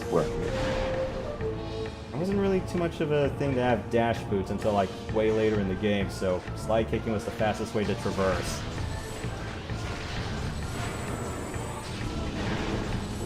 I think in order to not make it broken, I think the kick should have only worked on certain enemies, not on others. Or, better yet, if you got an upgrade to your suit, the kick would do more damage. Or cause some stun, or whatever. Yeah, because I would have. But the stun wouldn't work on bosses or anything like that. I would have been good with the kick, maybe as one of the melee counters, maybe. But,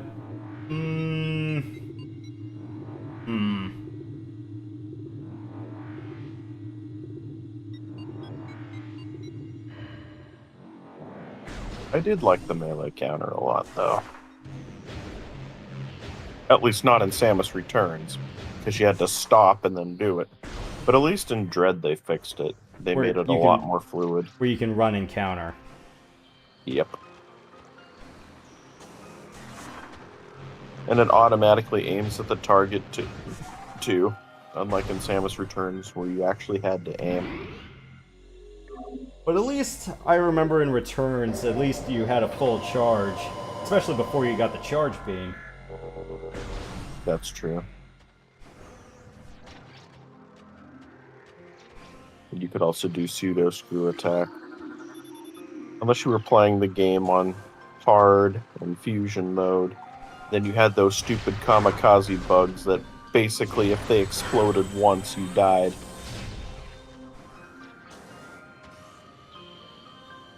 I hate it because, like, I played through hard mode and I accidentally landed on one of those things that off screen and I died and I had to start over. So far away. The checkpoint was just that far out, huh? Yeah. I just didn't save. Right, or I didn't have a save station near me at the time.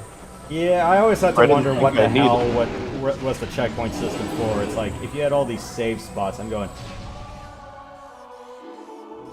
I like the checkpoint spots, especially if you're taking out a boss or something like that, and if you end up dying to it, it's like, okay, I don't have to restart from the save place and run back up there again. You know.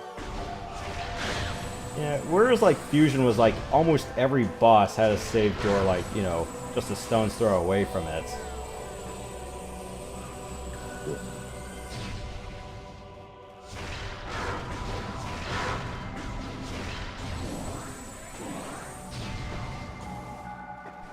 I will say that Ridley fight at the end of Samus Returns was amazing. Story-wise, it was unnecessary, but man, that fight was good.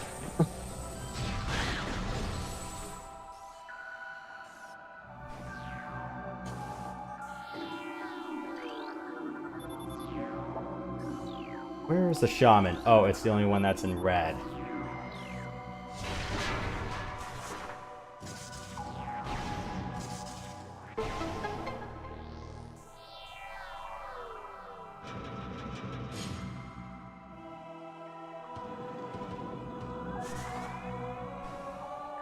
What did you think about having Ice Beam separate? Regard. Oh, I hated that, honestly. I thought it was just an extra thing that an extra button you had to push on the touchpad. And there was no shortcut for it, unlike the grapple beam, so.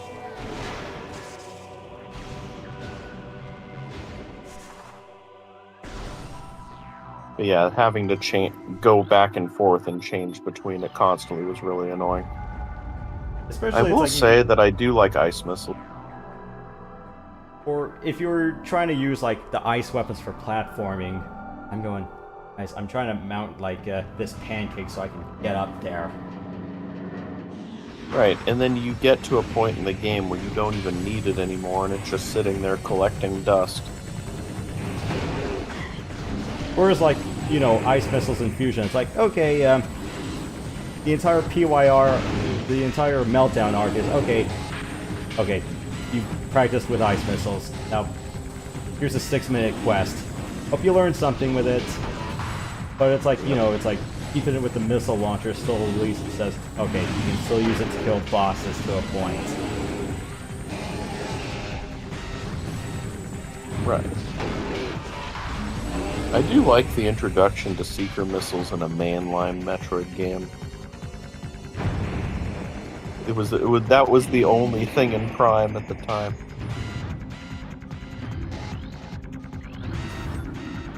I don't know how to read. So what do we need to do with this one? Okay.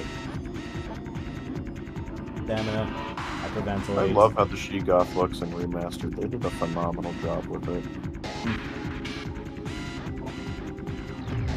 So what do I have that are concussive weapons, or how do I make this breathe hard? Just gotta wait for it to shoot its ice breath. Just need to walk close to it.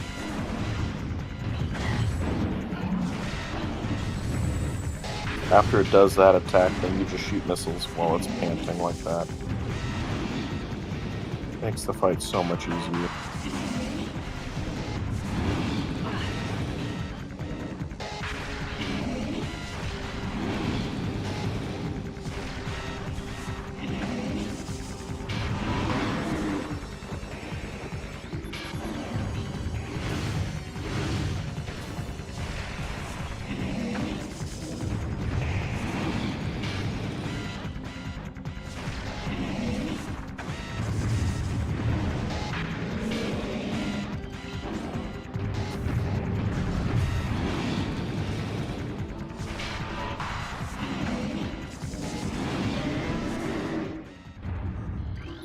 I never really ran the napkin math about how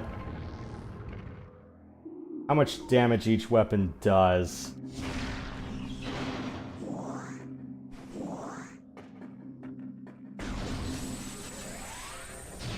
Whether each missile was supposed to count yeah, I'm gonna say that. So, someone already did the math for all the weapons in Super Metroid, but at least Fusion's math was pretty easy, up until you get Plasma Beam. Yeah.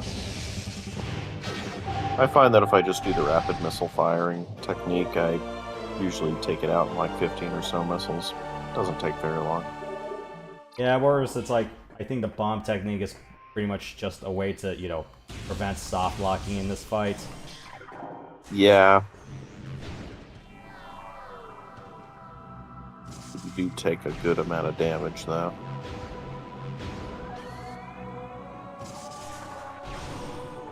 I would usually use that as a last resort, but normally I don't really run into many problems with ammo.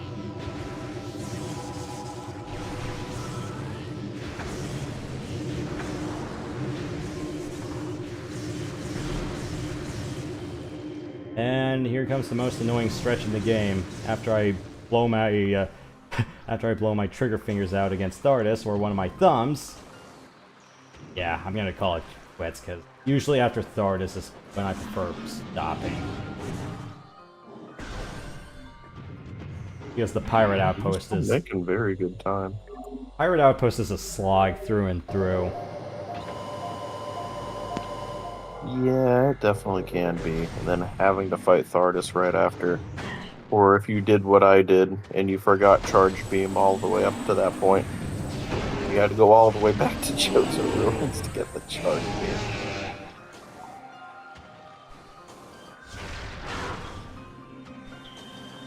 Yeah, because when I did Remastered on hard, I was like, what am I doing to myself? Especially because Thardus on hard was... Thardus on hard gets really lolcatty. It takes way too long. Though I did use super missiles and I did use the rapid missile firing technique too, so that definitely helped speed it up a bit, but still.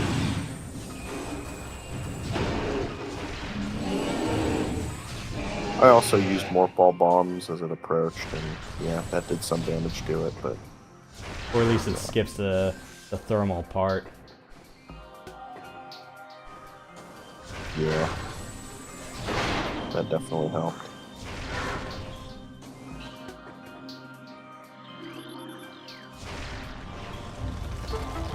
Like, that's the thing, like, yeah, it's not a hard fight, it's just annoying. You scanned those Ice Shriek bats, right? Oh wait, no, you didn't break this yet. Not yet. Yeah, don't forget to scan those. They're coming up.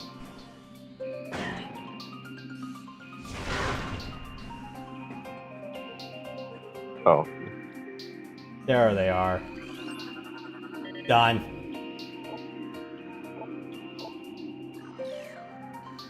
it's good. It's annoying because, like, you don't see them until they come out, and then once they tackle you, that's it. You never get a chance to get them again. Yeah, I know like in Remastered they were a little bit more generous with that, and I think, yeah, Trilogy was also a little bit more generous with that, saying, you have until Thardus.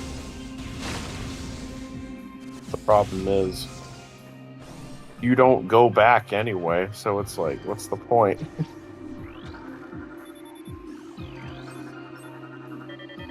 I...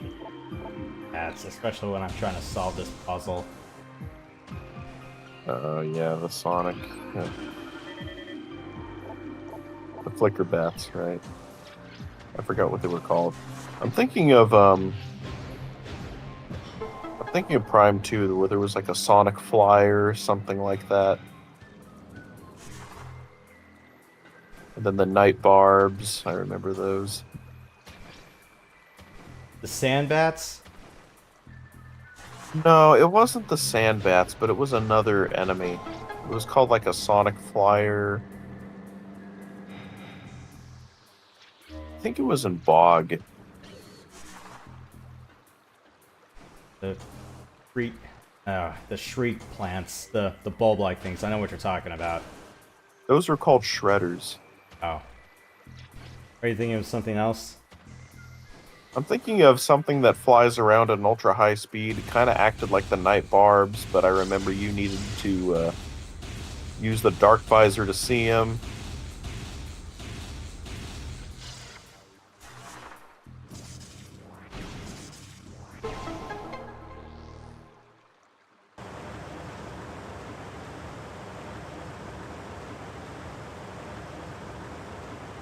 I probably got the name wrong.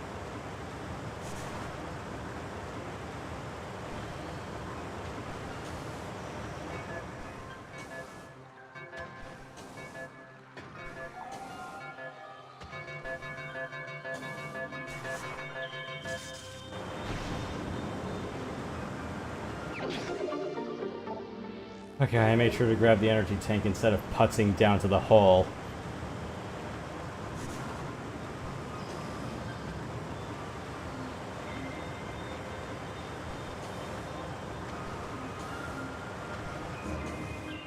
I hate how it just launches you into the water like that.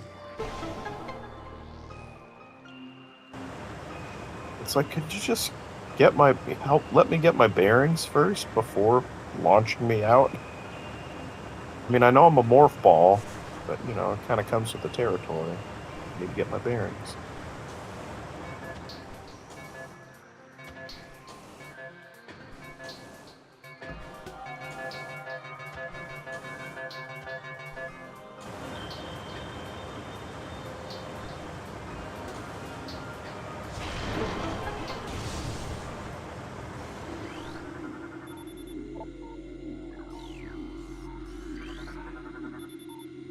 That jump is always so deceptively long.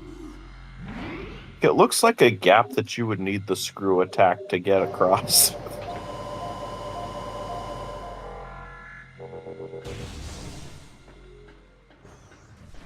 Like, it's not even that far, but it looks farther than it actually is.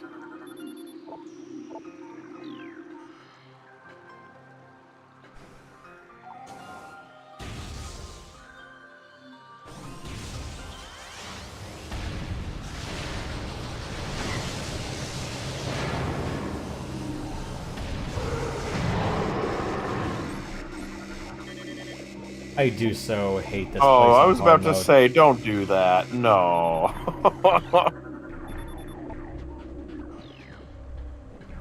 At least it works well on the Shadow Pirates, but yeah, never do that to the turrets.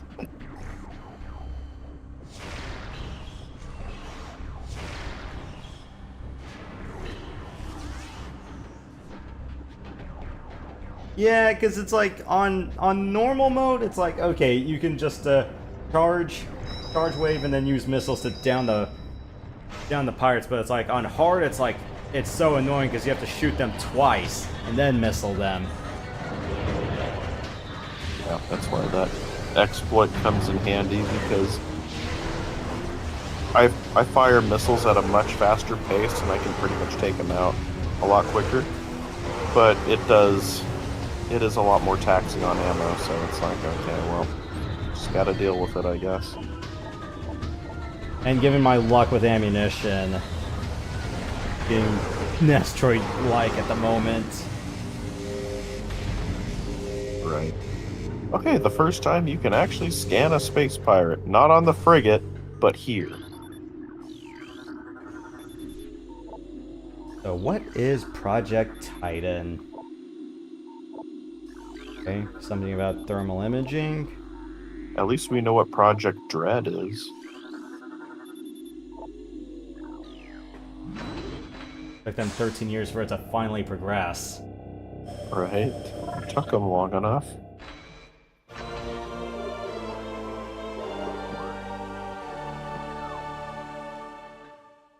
Nearing final stages of completion? I don't think so.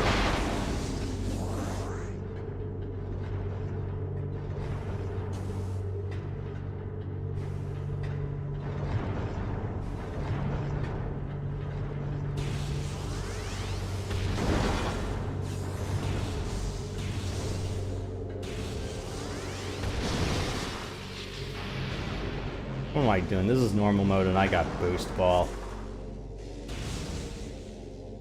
And there's plenty of healing.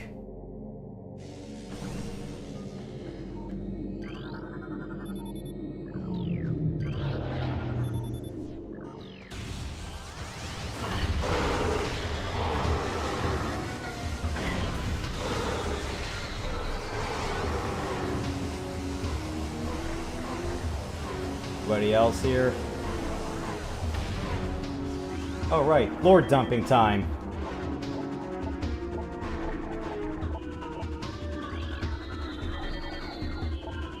You guys found a bunch of blue rocks and some of your staff is going insane. That's a no.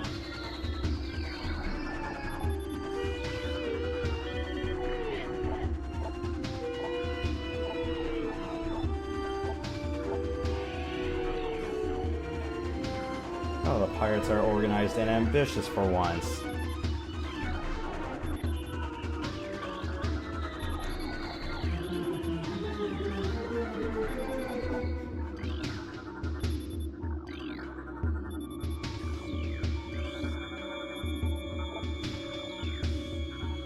I was going to say something about Prime 4, but you haven't seen the treehouse footage, so yeah, I'm not going to. Yeah, you can link it to me in chat. If it's a standalone episode, yeah, just give me the link outright.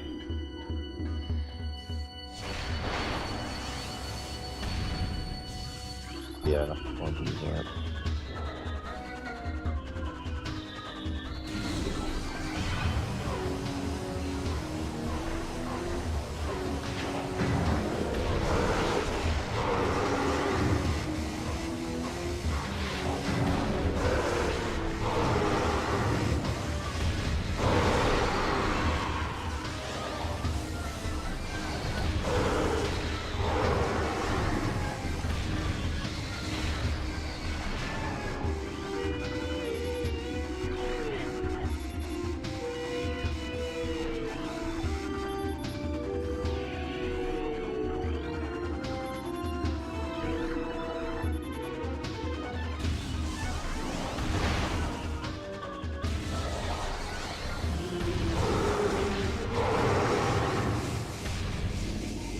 Okay, and... Oh. Cordite.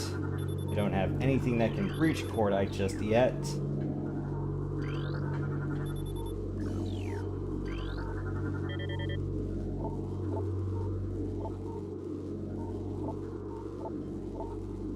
Oh, great. The pirates brought Metroids.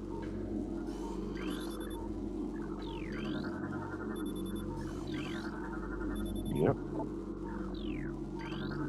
It's also funny like how Remastered really doesn't have these sort of magnifying glass icons. It's all just 4 square windows.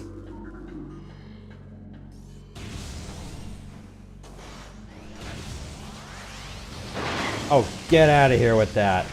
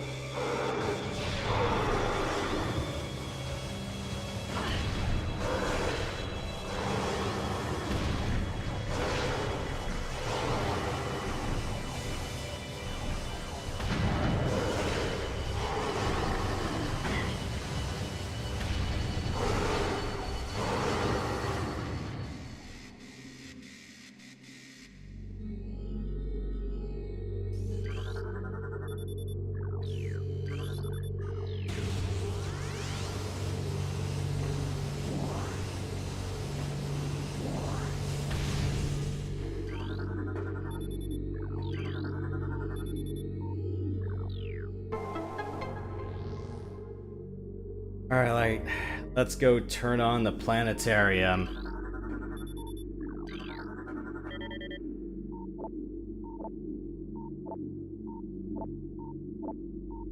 We're already here. Halfway through this base.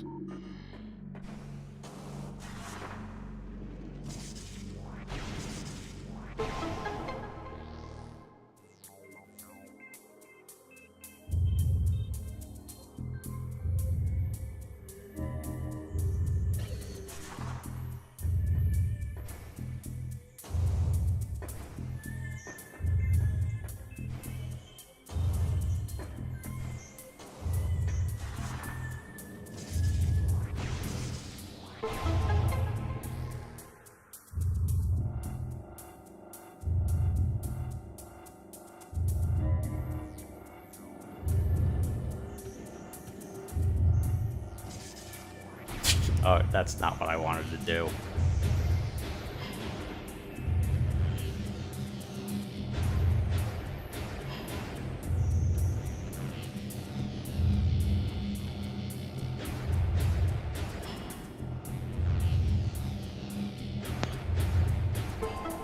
I don't know why it kind of reminds me of a bowling ball.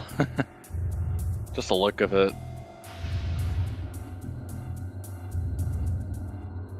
Yeah, a little bit.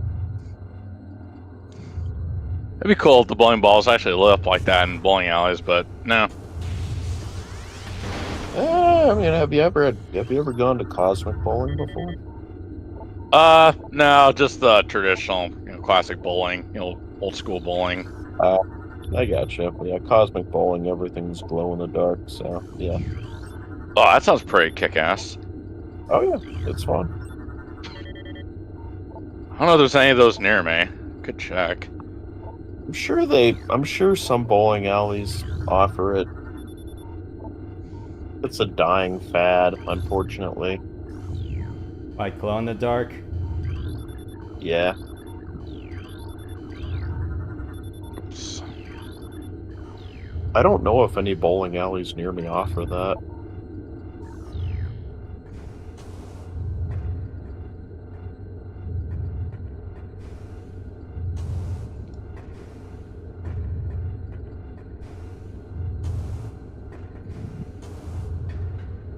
Yeah, boy, I miss Arizona right now.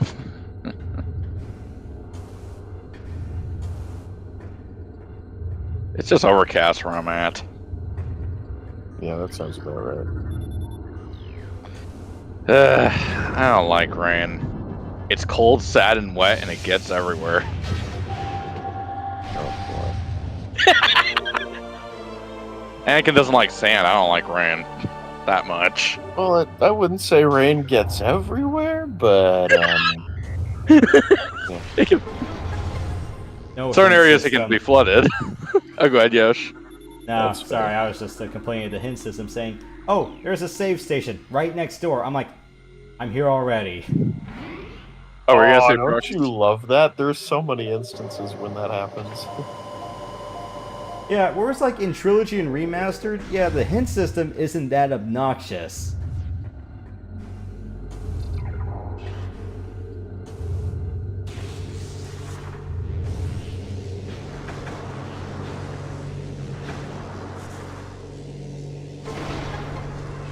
Every time I'm forced to come back to this place for one reason or another, I always keep losing my bearings at the bridge between the control towers. Well, turn into a morph ball and then you'll get your bearings back.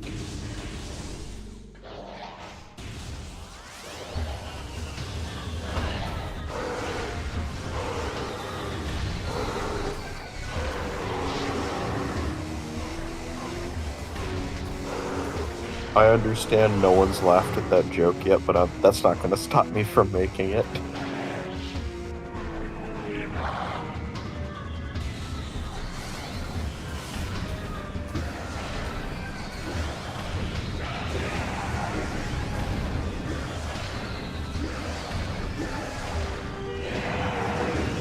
What am I doing? I got super missiles.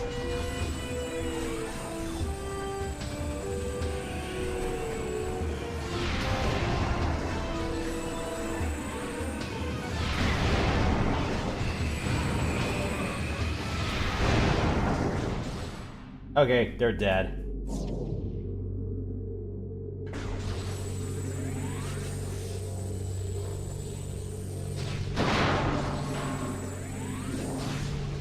I am just so used to how Trilogy and Remastered have 3 and 10 packs of missile pickups.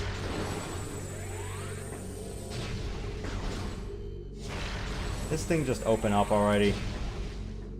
Fine.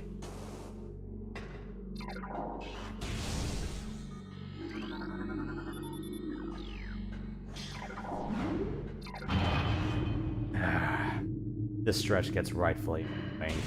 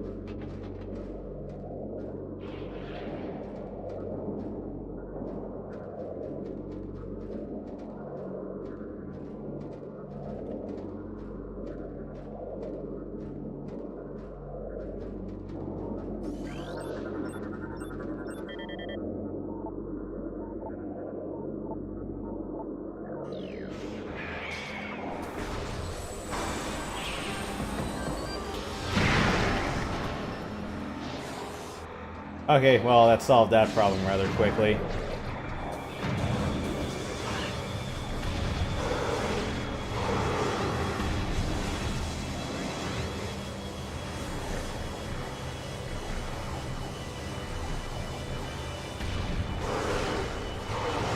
Unawares, did I?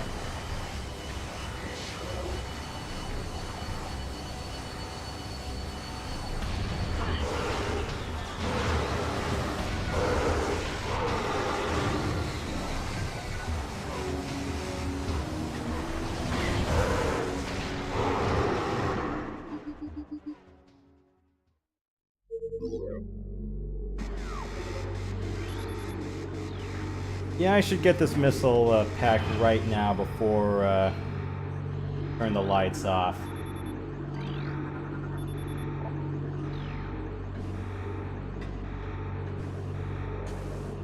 One I have to have a really delicate touch for.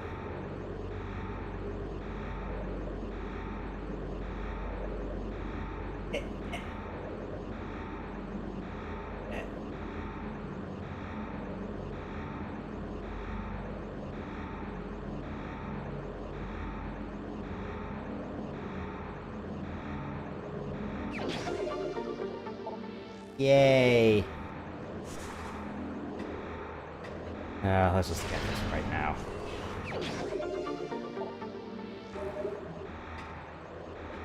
And the entire lore dump in here.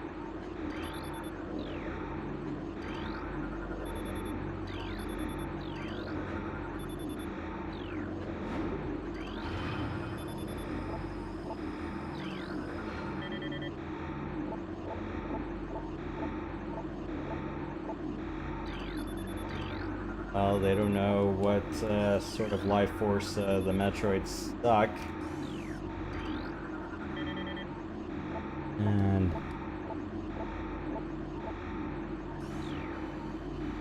Mm-hmm.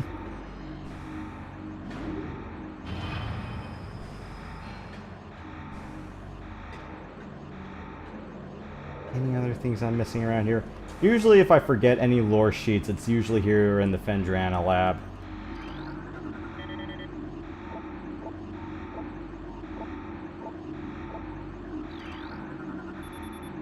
Helix.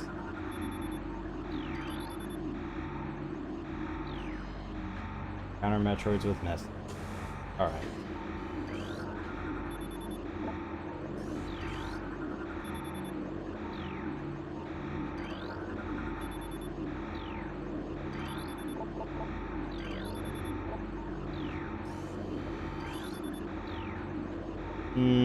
Alright.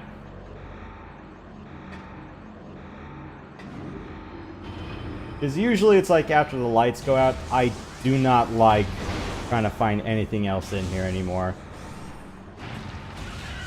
Oh, right. Ice beetles. Where's the flame beetles? The electric beetles. The toxic beetles. Yeah, I don't think you want those. Well, I mean, phase-on. There are some bugs that have phase-on radiation, so I think you got the toxic beetle part. Those enemies that where you basically go to those enemies you run into on the way to the shrine, where you get the artifacts, those bugs that are on the ceiling that shoot spikes at you.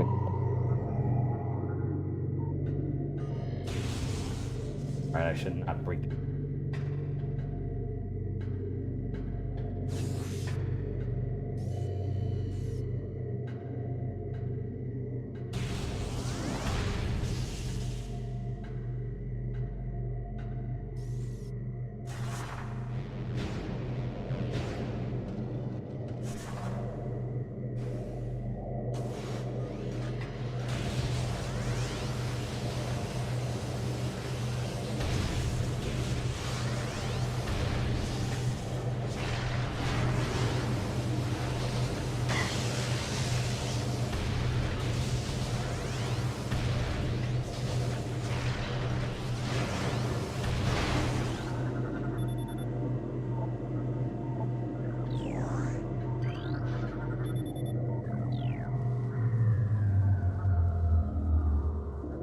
Have I forgot to mention how much I hate the auto turrets in this room?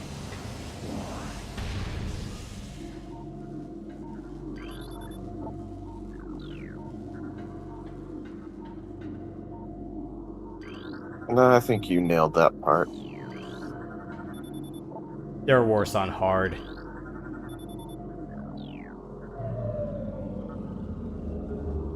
Or I'm just going, I should probably suck it up and just throw a super at them, but then again, it's like there's super missiles at freaking everything in this place. I'm going, no wonder why I run out of ammo against Stardust to begin with.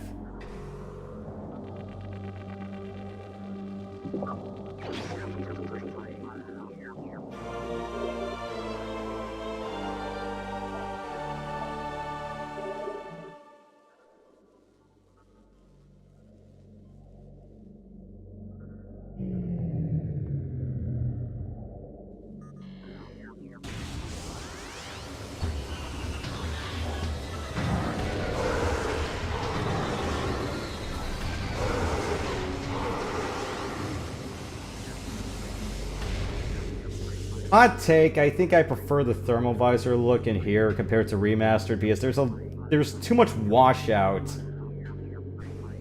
in Re compared to this.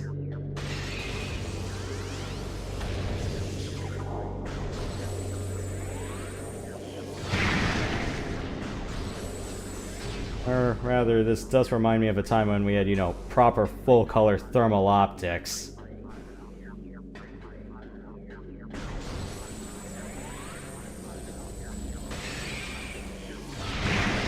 Or at least I remember the time during the early days of MechWarrior Online when they had full-color thermal before they went to white-hot.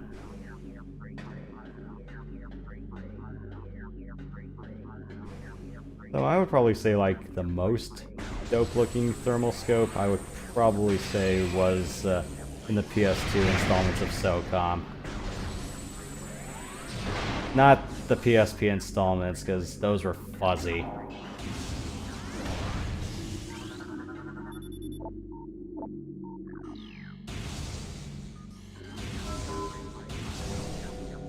Ah.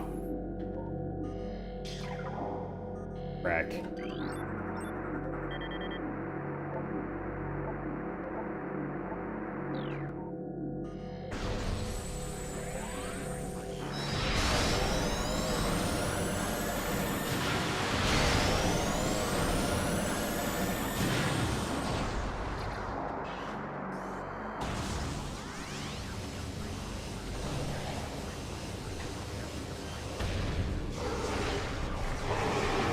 Oh shit.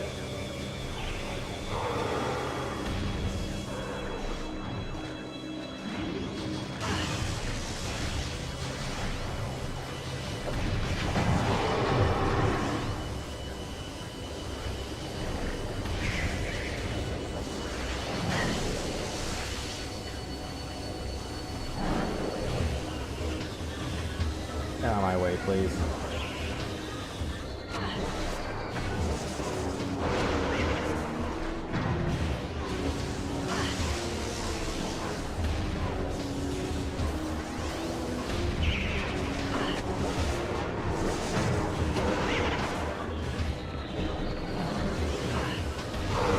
Go kill the pirate!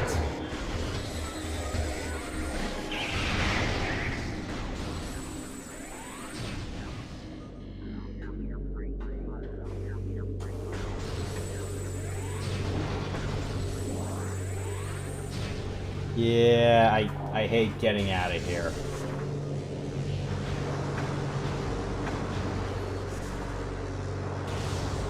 I honestly don't know which stretch I'm much more annoyed with.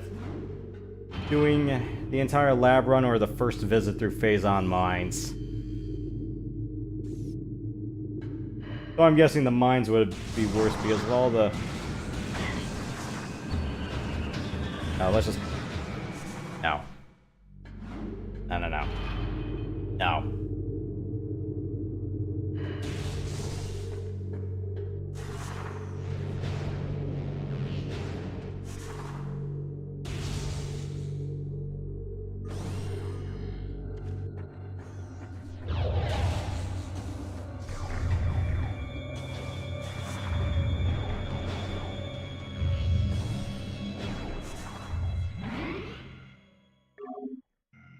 We're almost there.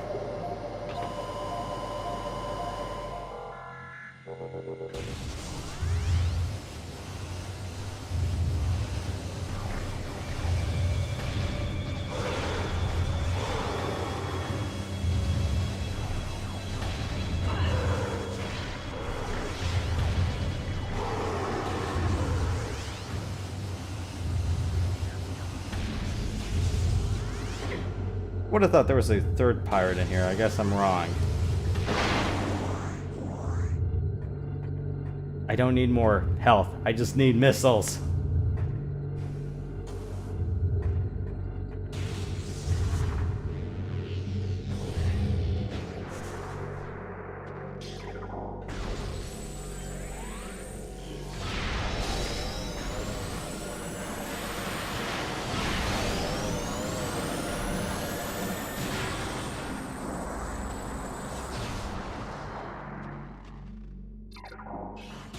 Am I even heading the right way? Okay, I am. Can't forget about the four-eyed cat.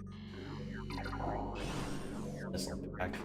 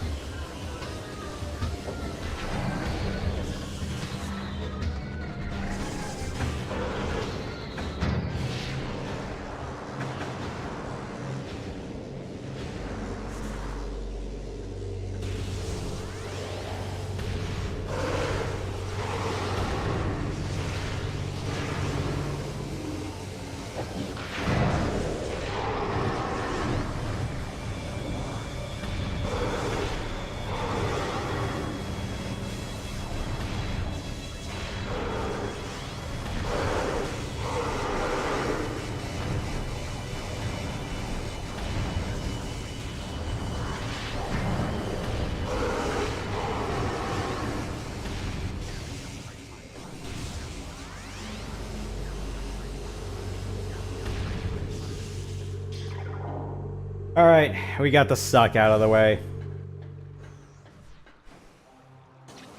Hooray for that, I suppose.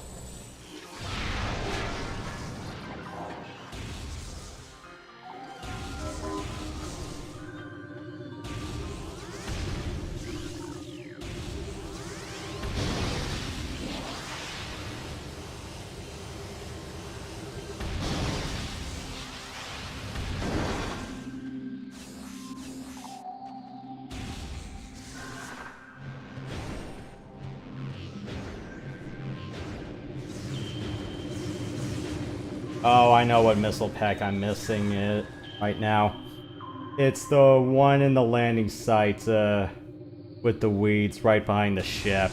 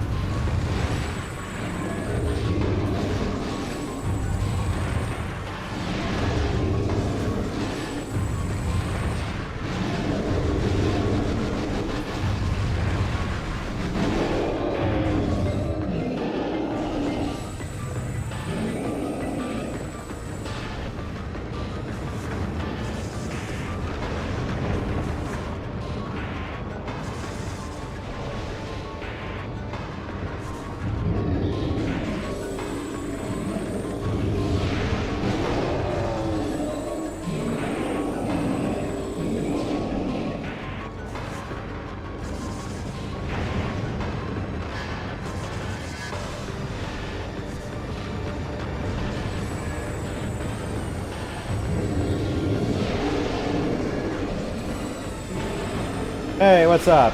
And at least, I hope you're happy. The Oilers knocked out the Knights.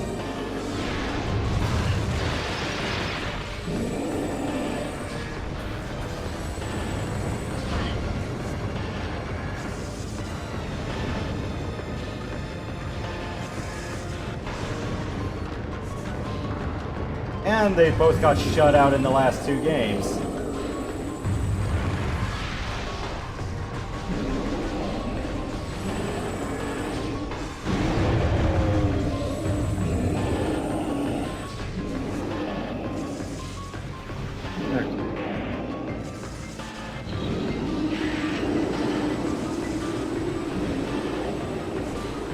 Oh, right, the lightning strike.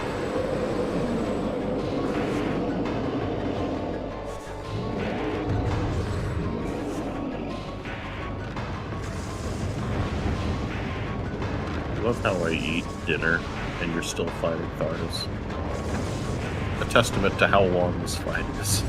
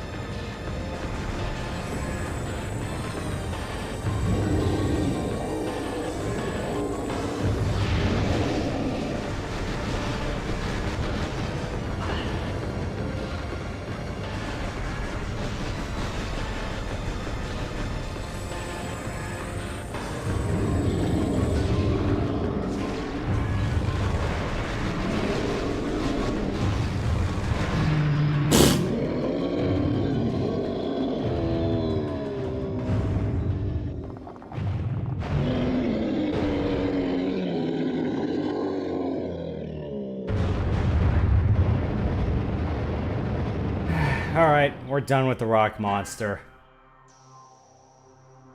Okay, I'll stop. It's so dumb.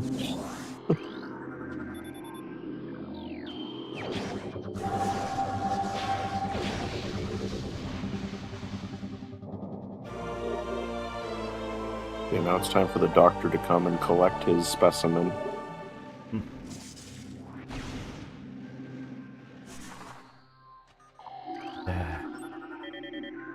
And someone's gonna say, "Don't shoot, I'm with the science team." Yeah, pretty much. Torchwood or something. You've seen the newer Doctor Who stuff, right? I'm not talking about the Disney garbage or just pre-Capaldi. So, any of Chris, David, and Matt's seasons? Yeah.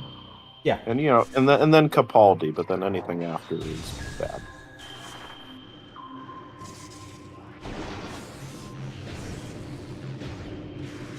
Yeah, basically the first 10 revival seasons. Yeah. Oh, nice. Yeah, those are good. I wonder if the devs at Retro Studios watch Doctor Who because of the way that they named the TARDIS.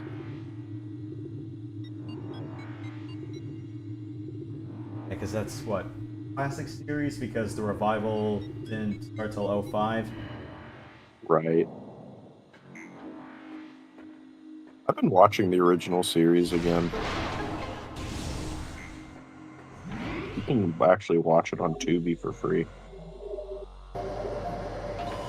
They have everything. The first, second, third, fourth, fifth. All of them. Well, at least every single surviving episode. Right, yeah, there are some that didn't make it. It's a shame. I know that ice cream is the next thing, but let me see if I can get back to the gunship. Because that's where I need to go next. Oh, yeah, you get Ice Beam shortly after Wave Beam, which I always found kind of strange. And then Plasma Beam. It's like one of the last things you get.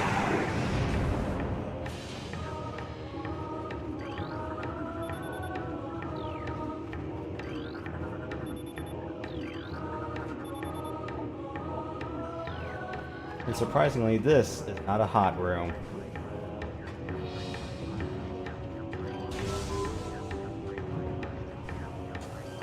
Yeah, normally I'd stop right after TARDIS, but I'm like, I can endure a little bit more.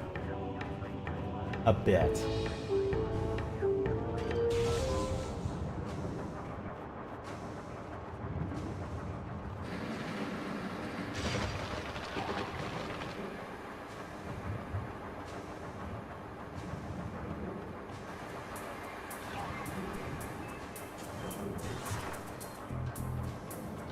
Or first, oh right, get these whacked so I don't get that out on crunch time.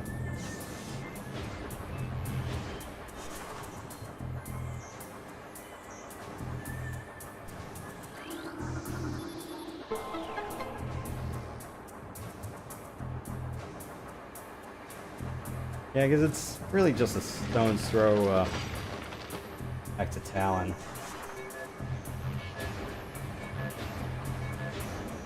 Yeah, it doesn't take very long at all.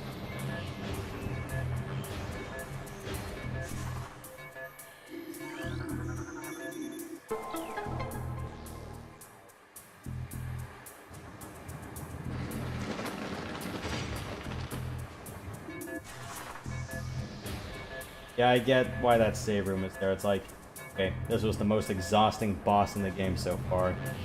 Take a break. Yeah, for sure. It's like, yeah, we know you hated this fight, so we'll provide a save room, and you know, if you want to, you know, go outside for a bit, go for it.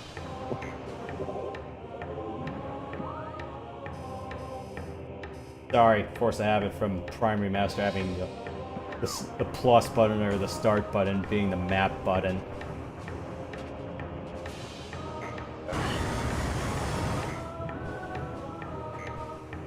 And you had the Z key.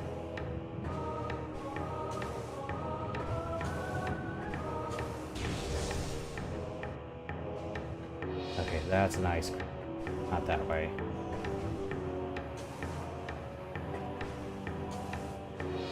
Did I hear that right? Yes. Did you say ice? Okay. Yes. I was like, what?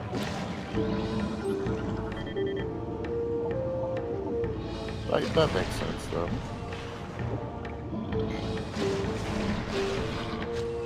Yeah, don't worry about it. We're gonna stop right when I get back to the ship.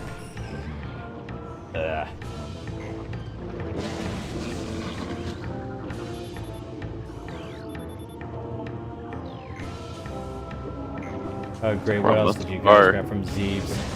Spore spawns? Any spore spawns? Oh my goodness, I remember when I used to pronounce it that way. Didn't know any better, I pronounced it as Zeebs too. Or it's like Planet Zebeth. Yeah, pretty much.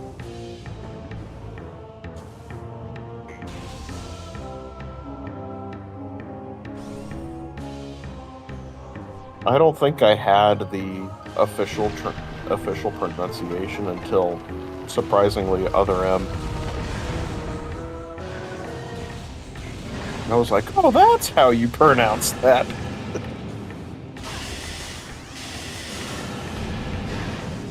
Ask Jeeves, how do you properly pronounce Jeeves? Yeah, pretty much.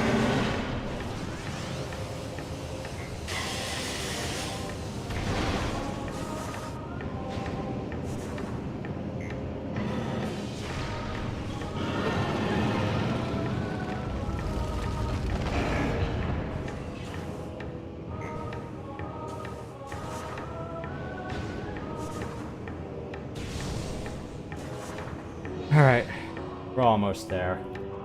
Oh, right, I forgot. It's R to charge, not L.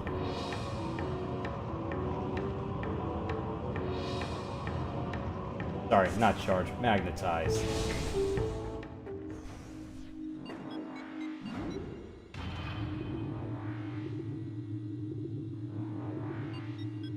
Just one of those funny quirks sometimes.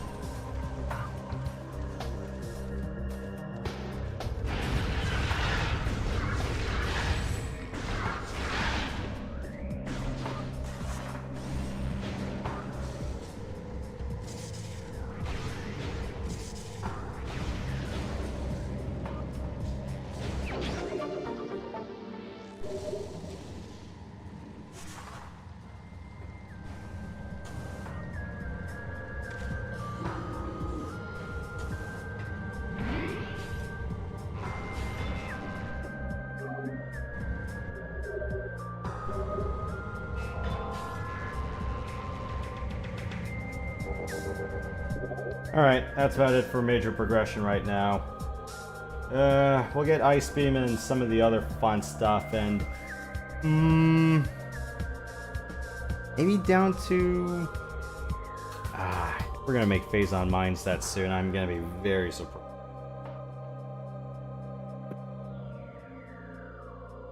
Yeah, you might make it to Phazon Mines. You've made some good progress so far. Yeah.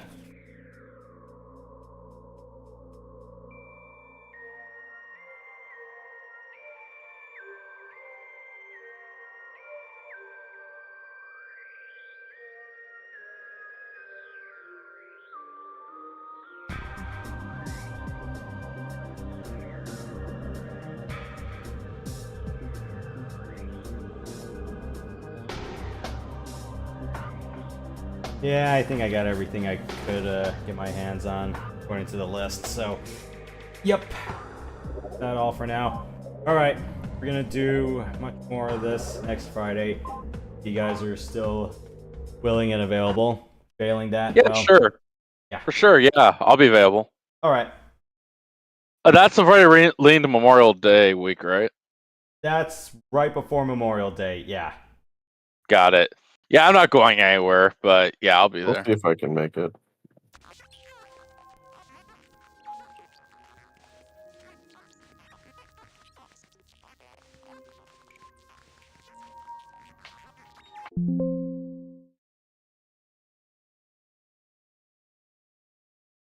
Yeah. And in case if you guys were wondering what I was talking about with the GoldenEye Perfect Dark control schemes, I kind of did have the screenshot gallery all lined up for that. Okay, apparently it didn't cycle off correctly. There it is. Yeah, because there was the dual control modes, but I have these cycling every 10 seconds. And, well, Matt, you've done the dual control trick to have one last laugh at Baron Samedi. Yeah, I've done that plenty of times. Yeah. Yeah. 1.1 Honey is the one that I usually mention where you're wondering. It's like, That's what I usually use. yeah. So if you're going to get Metroid Prime, if you already use 1.1, you're fine. I think 1. Yeah, 1.2 is the one that you think about with modern shooters, but yeah, I'm going to say this though. If you're going to try to play GoldenEye on Switch Online, and I don't know why you would dare do that, yeah, there's a little bit of finagling with the controls you have to do if you want to make it more palatable for modern first-person controls, which kind of sucks. And I'm going, you guys couldn't go out of your way to like fit the other control schemes or at least modernize it a little bit. I'm like, the Wii Virtual Console did a much better job of that for some other games than this. Because I remember with like Ocarina and Majora's Mask, at least what the Wii Virtual Console did was, alright, you're playing with the Wii Classic controller or the GameCube controller. Let's just match the Wind Waker controls and we'll call it even. And also use the C stick as also what you can play the Ocarina with. Well, I'm like, is it so hard to copy that?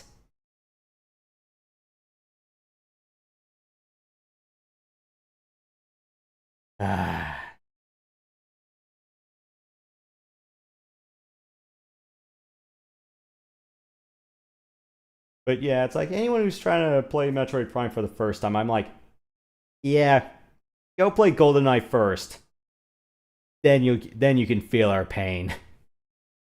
I was about to say, I keep forgetting I have it set to push to talk now, but yeah, they did it just fine with the GameCube, like regarding Ocarina of Time and the C stick.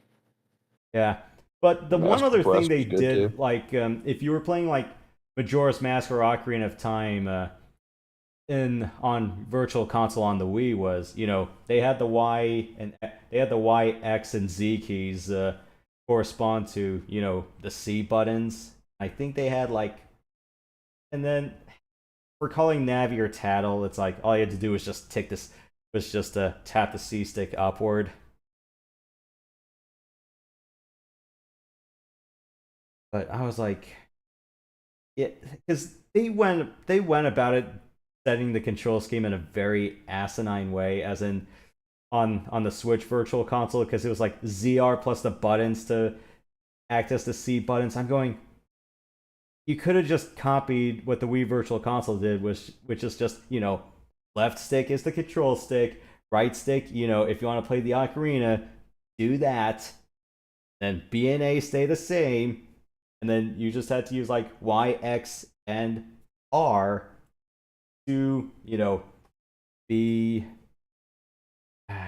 the action buttons, and then, ZL to lock, ZR to, whatever the R button did. I forgot what it did in Ocarina.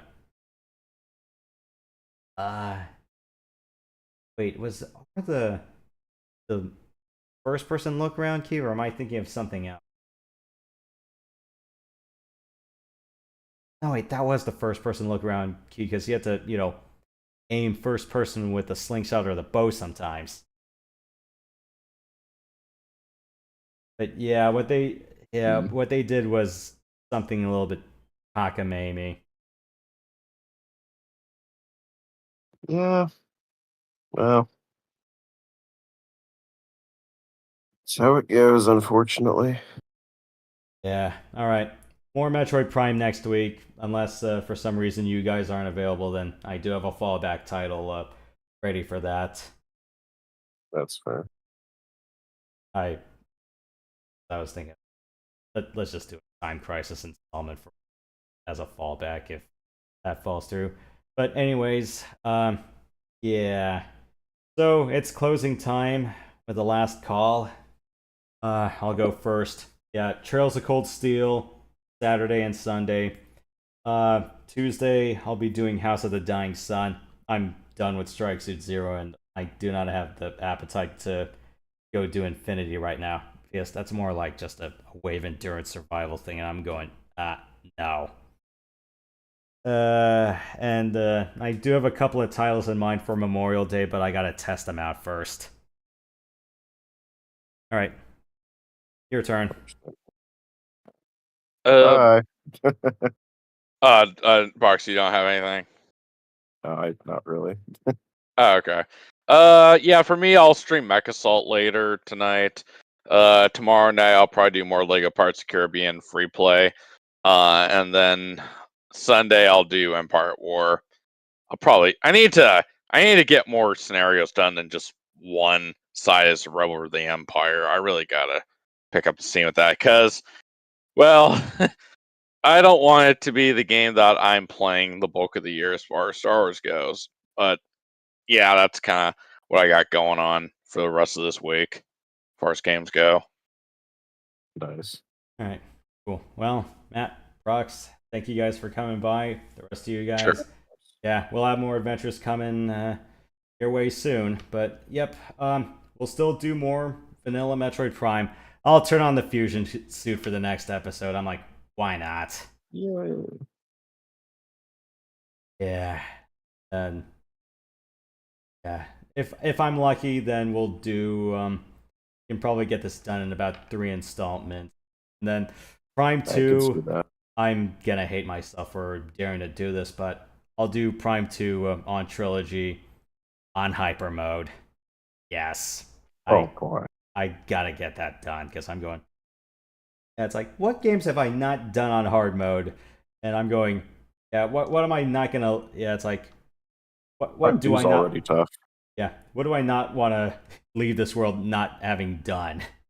Yeah, it's like I've already done like freaking Half-Life 1 on hard mode because I'm going, yeah, I played the game like a dozen times, but I didn't do it on hard. I'm going, okay, fine, get that off the bucket list. Yeah, Prime 2 on hyper mode. Understandable. I gotta do that. Although, at least I'm gonna say it's not Black Mesa on hard. They made the Marine fights a little bit too on hard. Yeah, and there's one fundamental thing I disagree with Black Mesa with compared to Half-Life 1, which is cutting down your M203 inventory. I'm going, I get cutting it down from 10, but it's like, did you really have to make it 3? I'm going, do you have any idea how freaking painful the Marines are? Because they do 6 damage a shot, and they dump bullets really, really quickly. Yeah, that was the one thing I kind of disagreed with that mon. I'm going, cut it down to 5, it would make sense because, you still have to clean out crowds at the end of the day.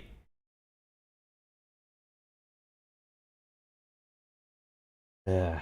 Like, I get it's like, yeah, you have other weapons in your inventory, but it's like, there are just some moments where, Half-Life or, Quake or Doom, the games that it was based on, or just some fights where just want to kill shit quickly. But I'll save that rant for when I end up running into those fights. So yeah, not right now. Okay, well, that's about it for now. We'll get to doing some more rants and the like later. So thank you guys for coming by. We'll see you guys next time. In the meantime, stay sweet, stay sensational, don't be salty, and we will see you guys later. Have a good one, everybody. And keep it real. And don't let keeping it real go wrong.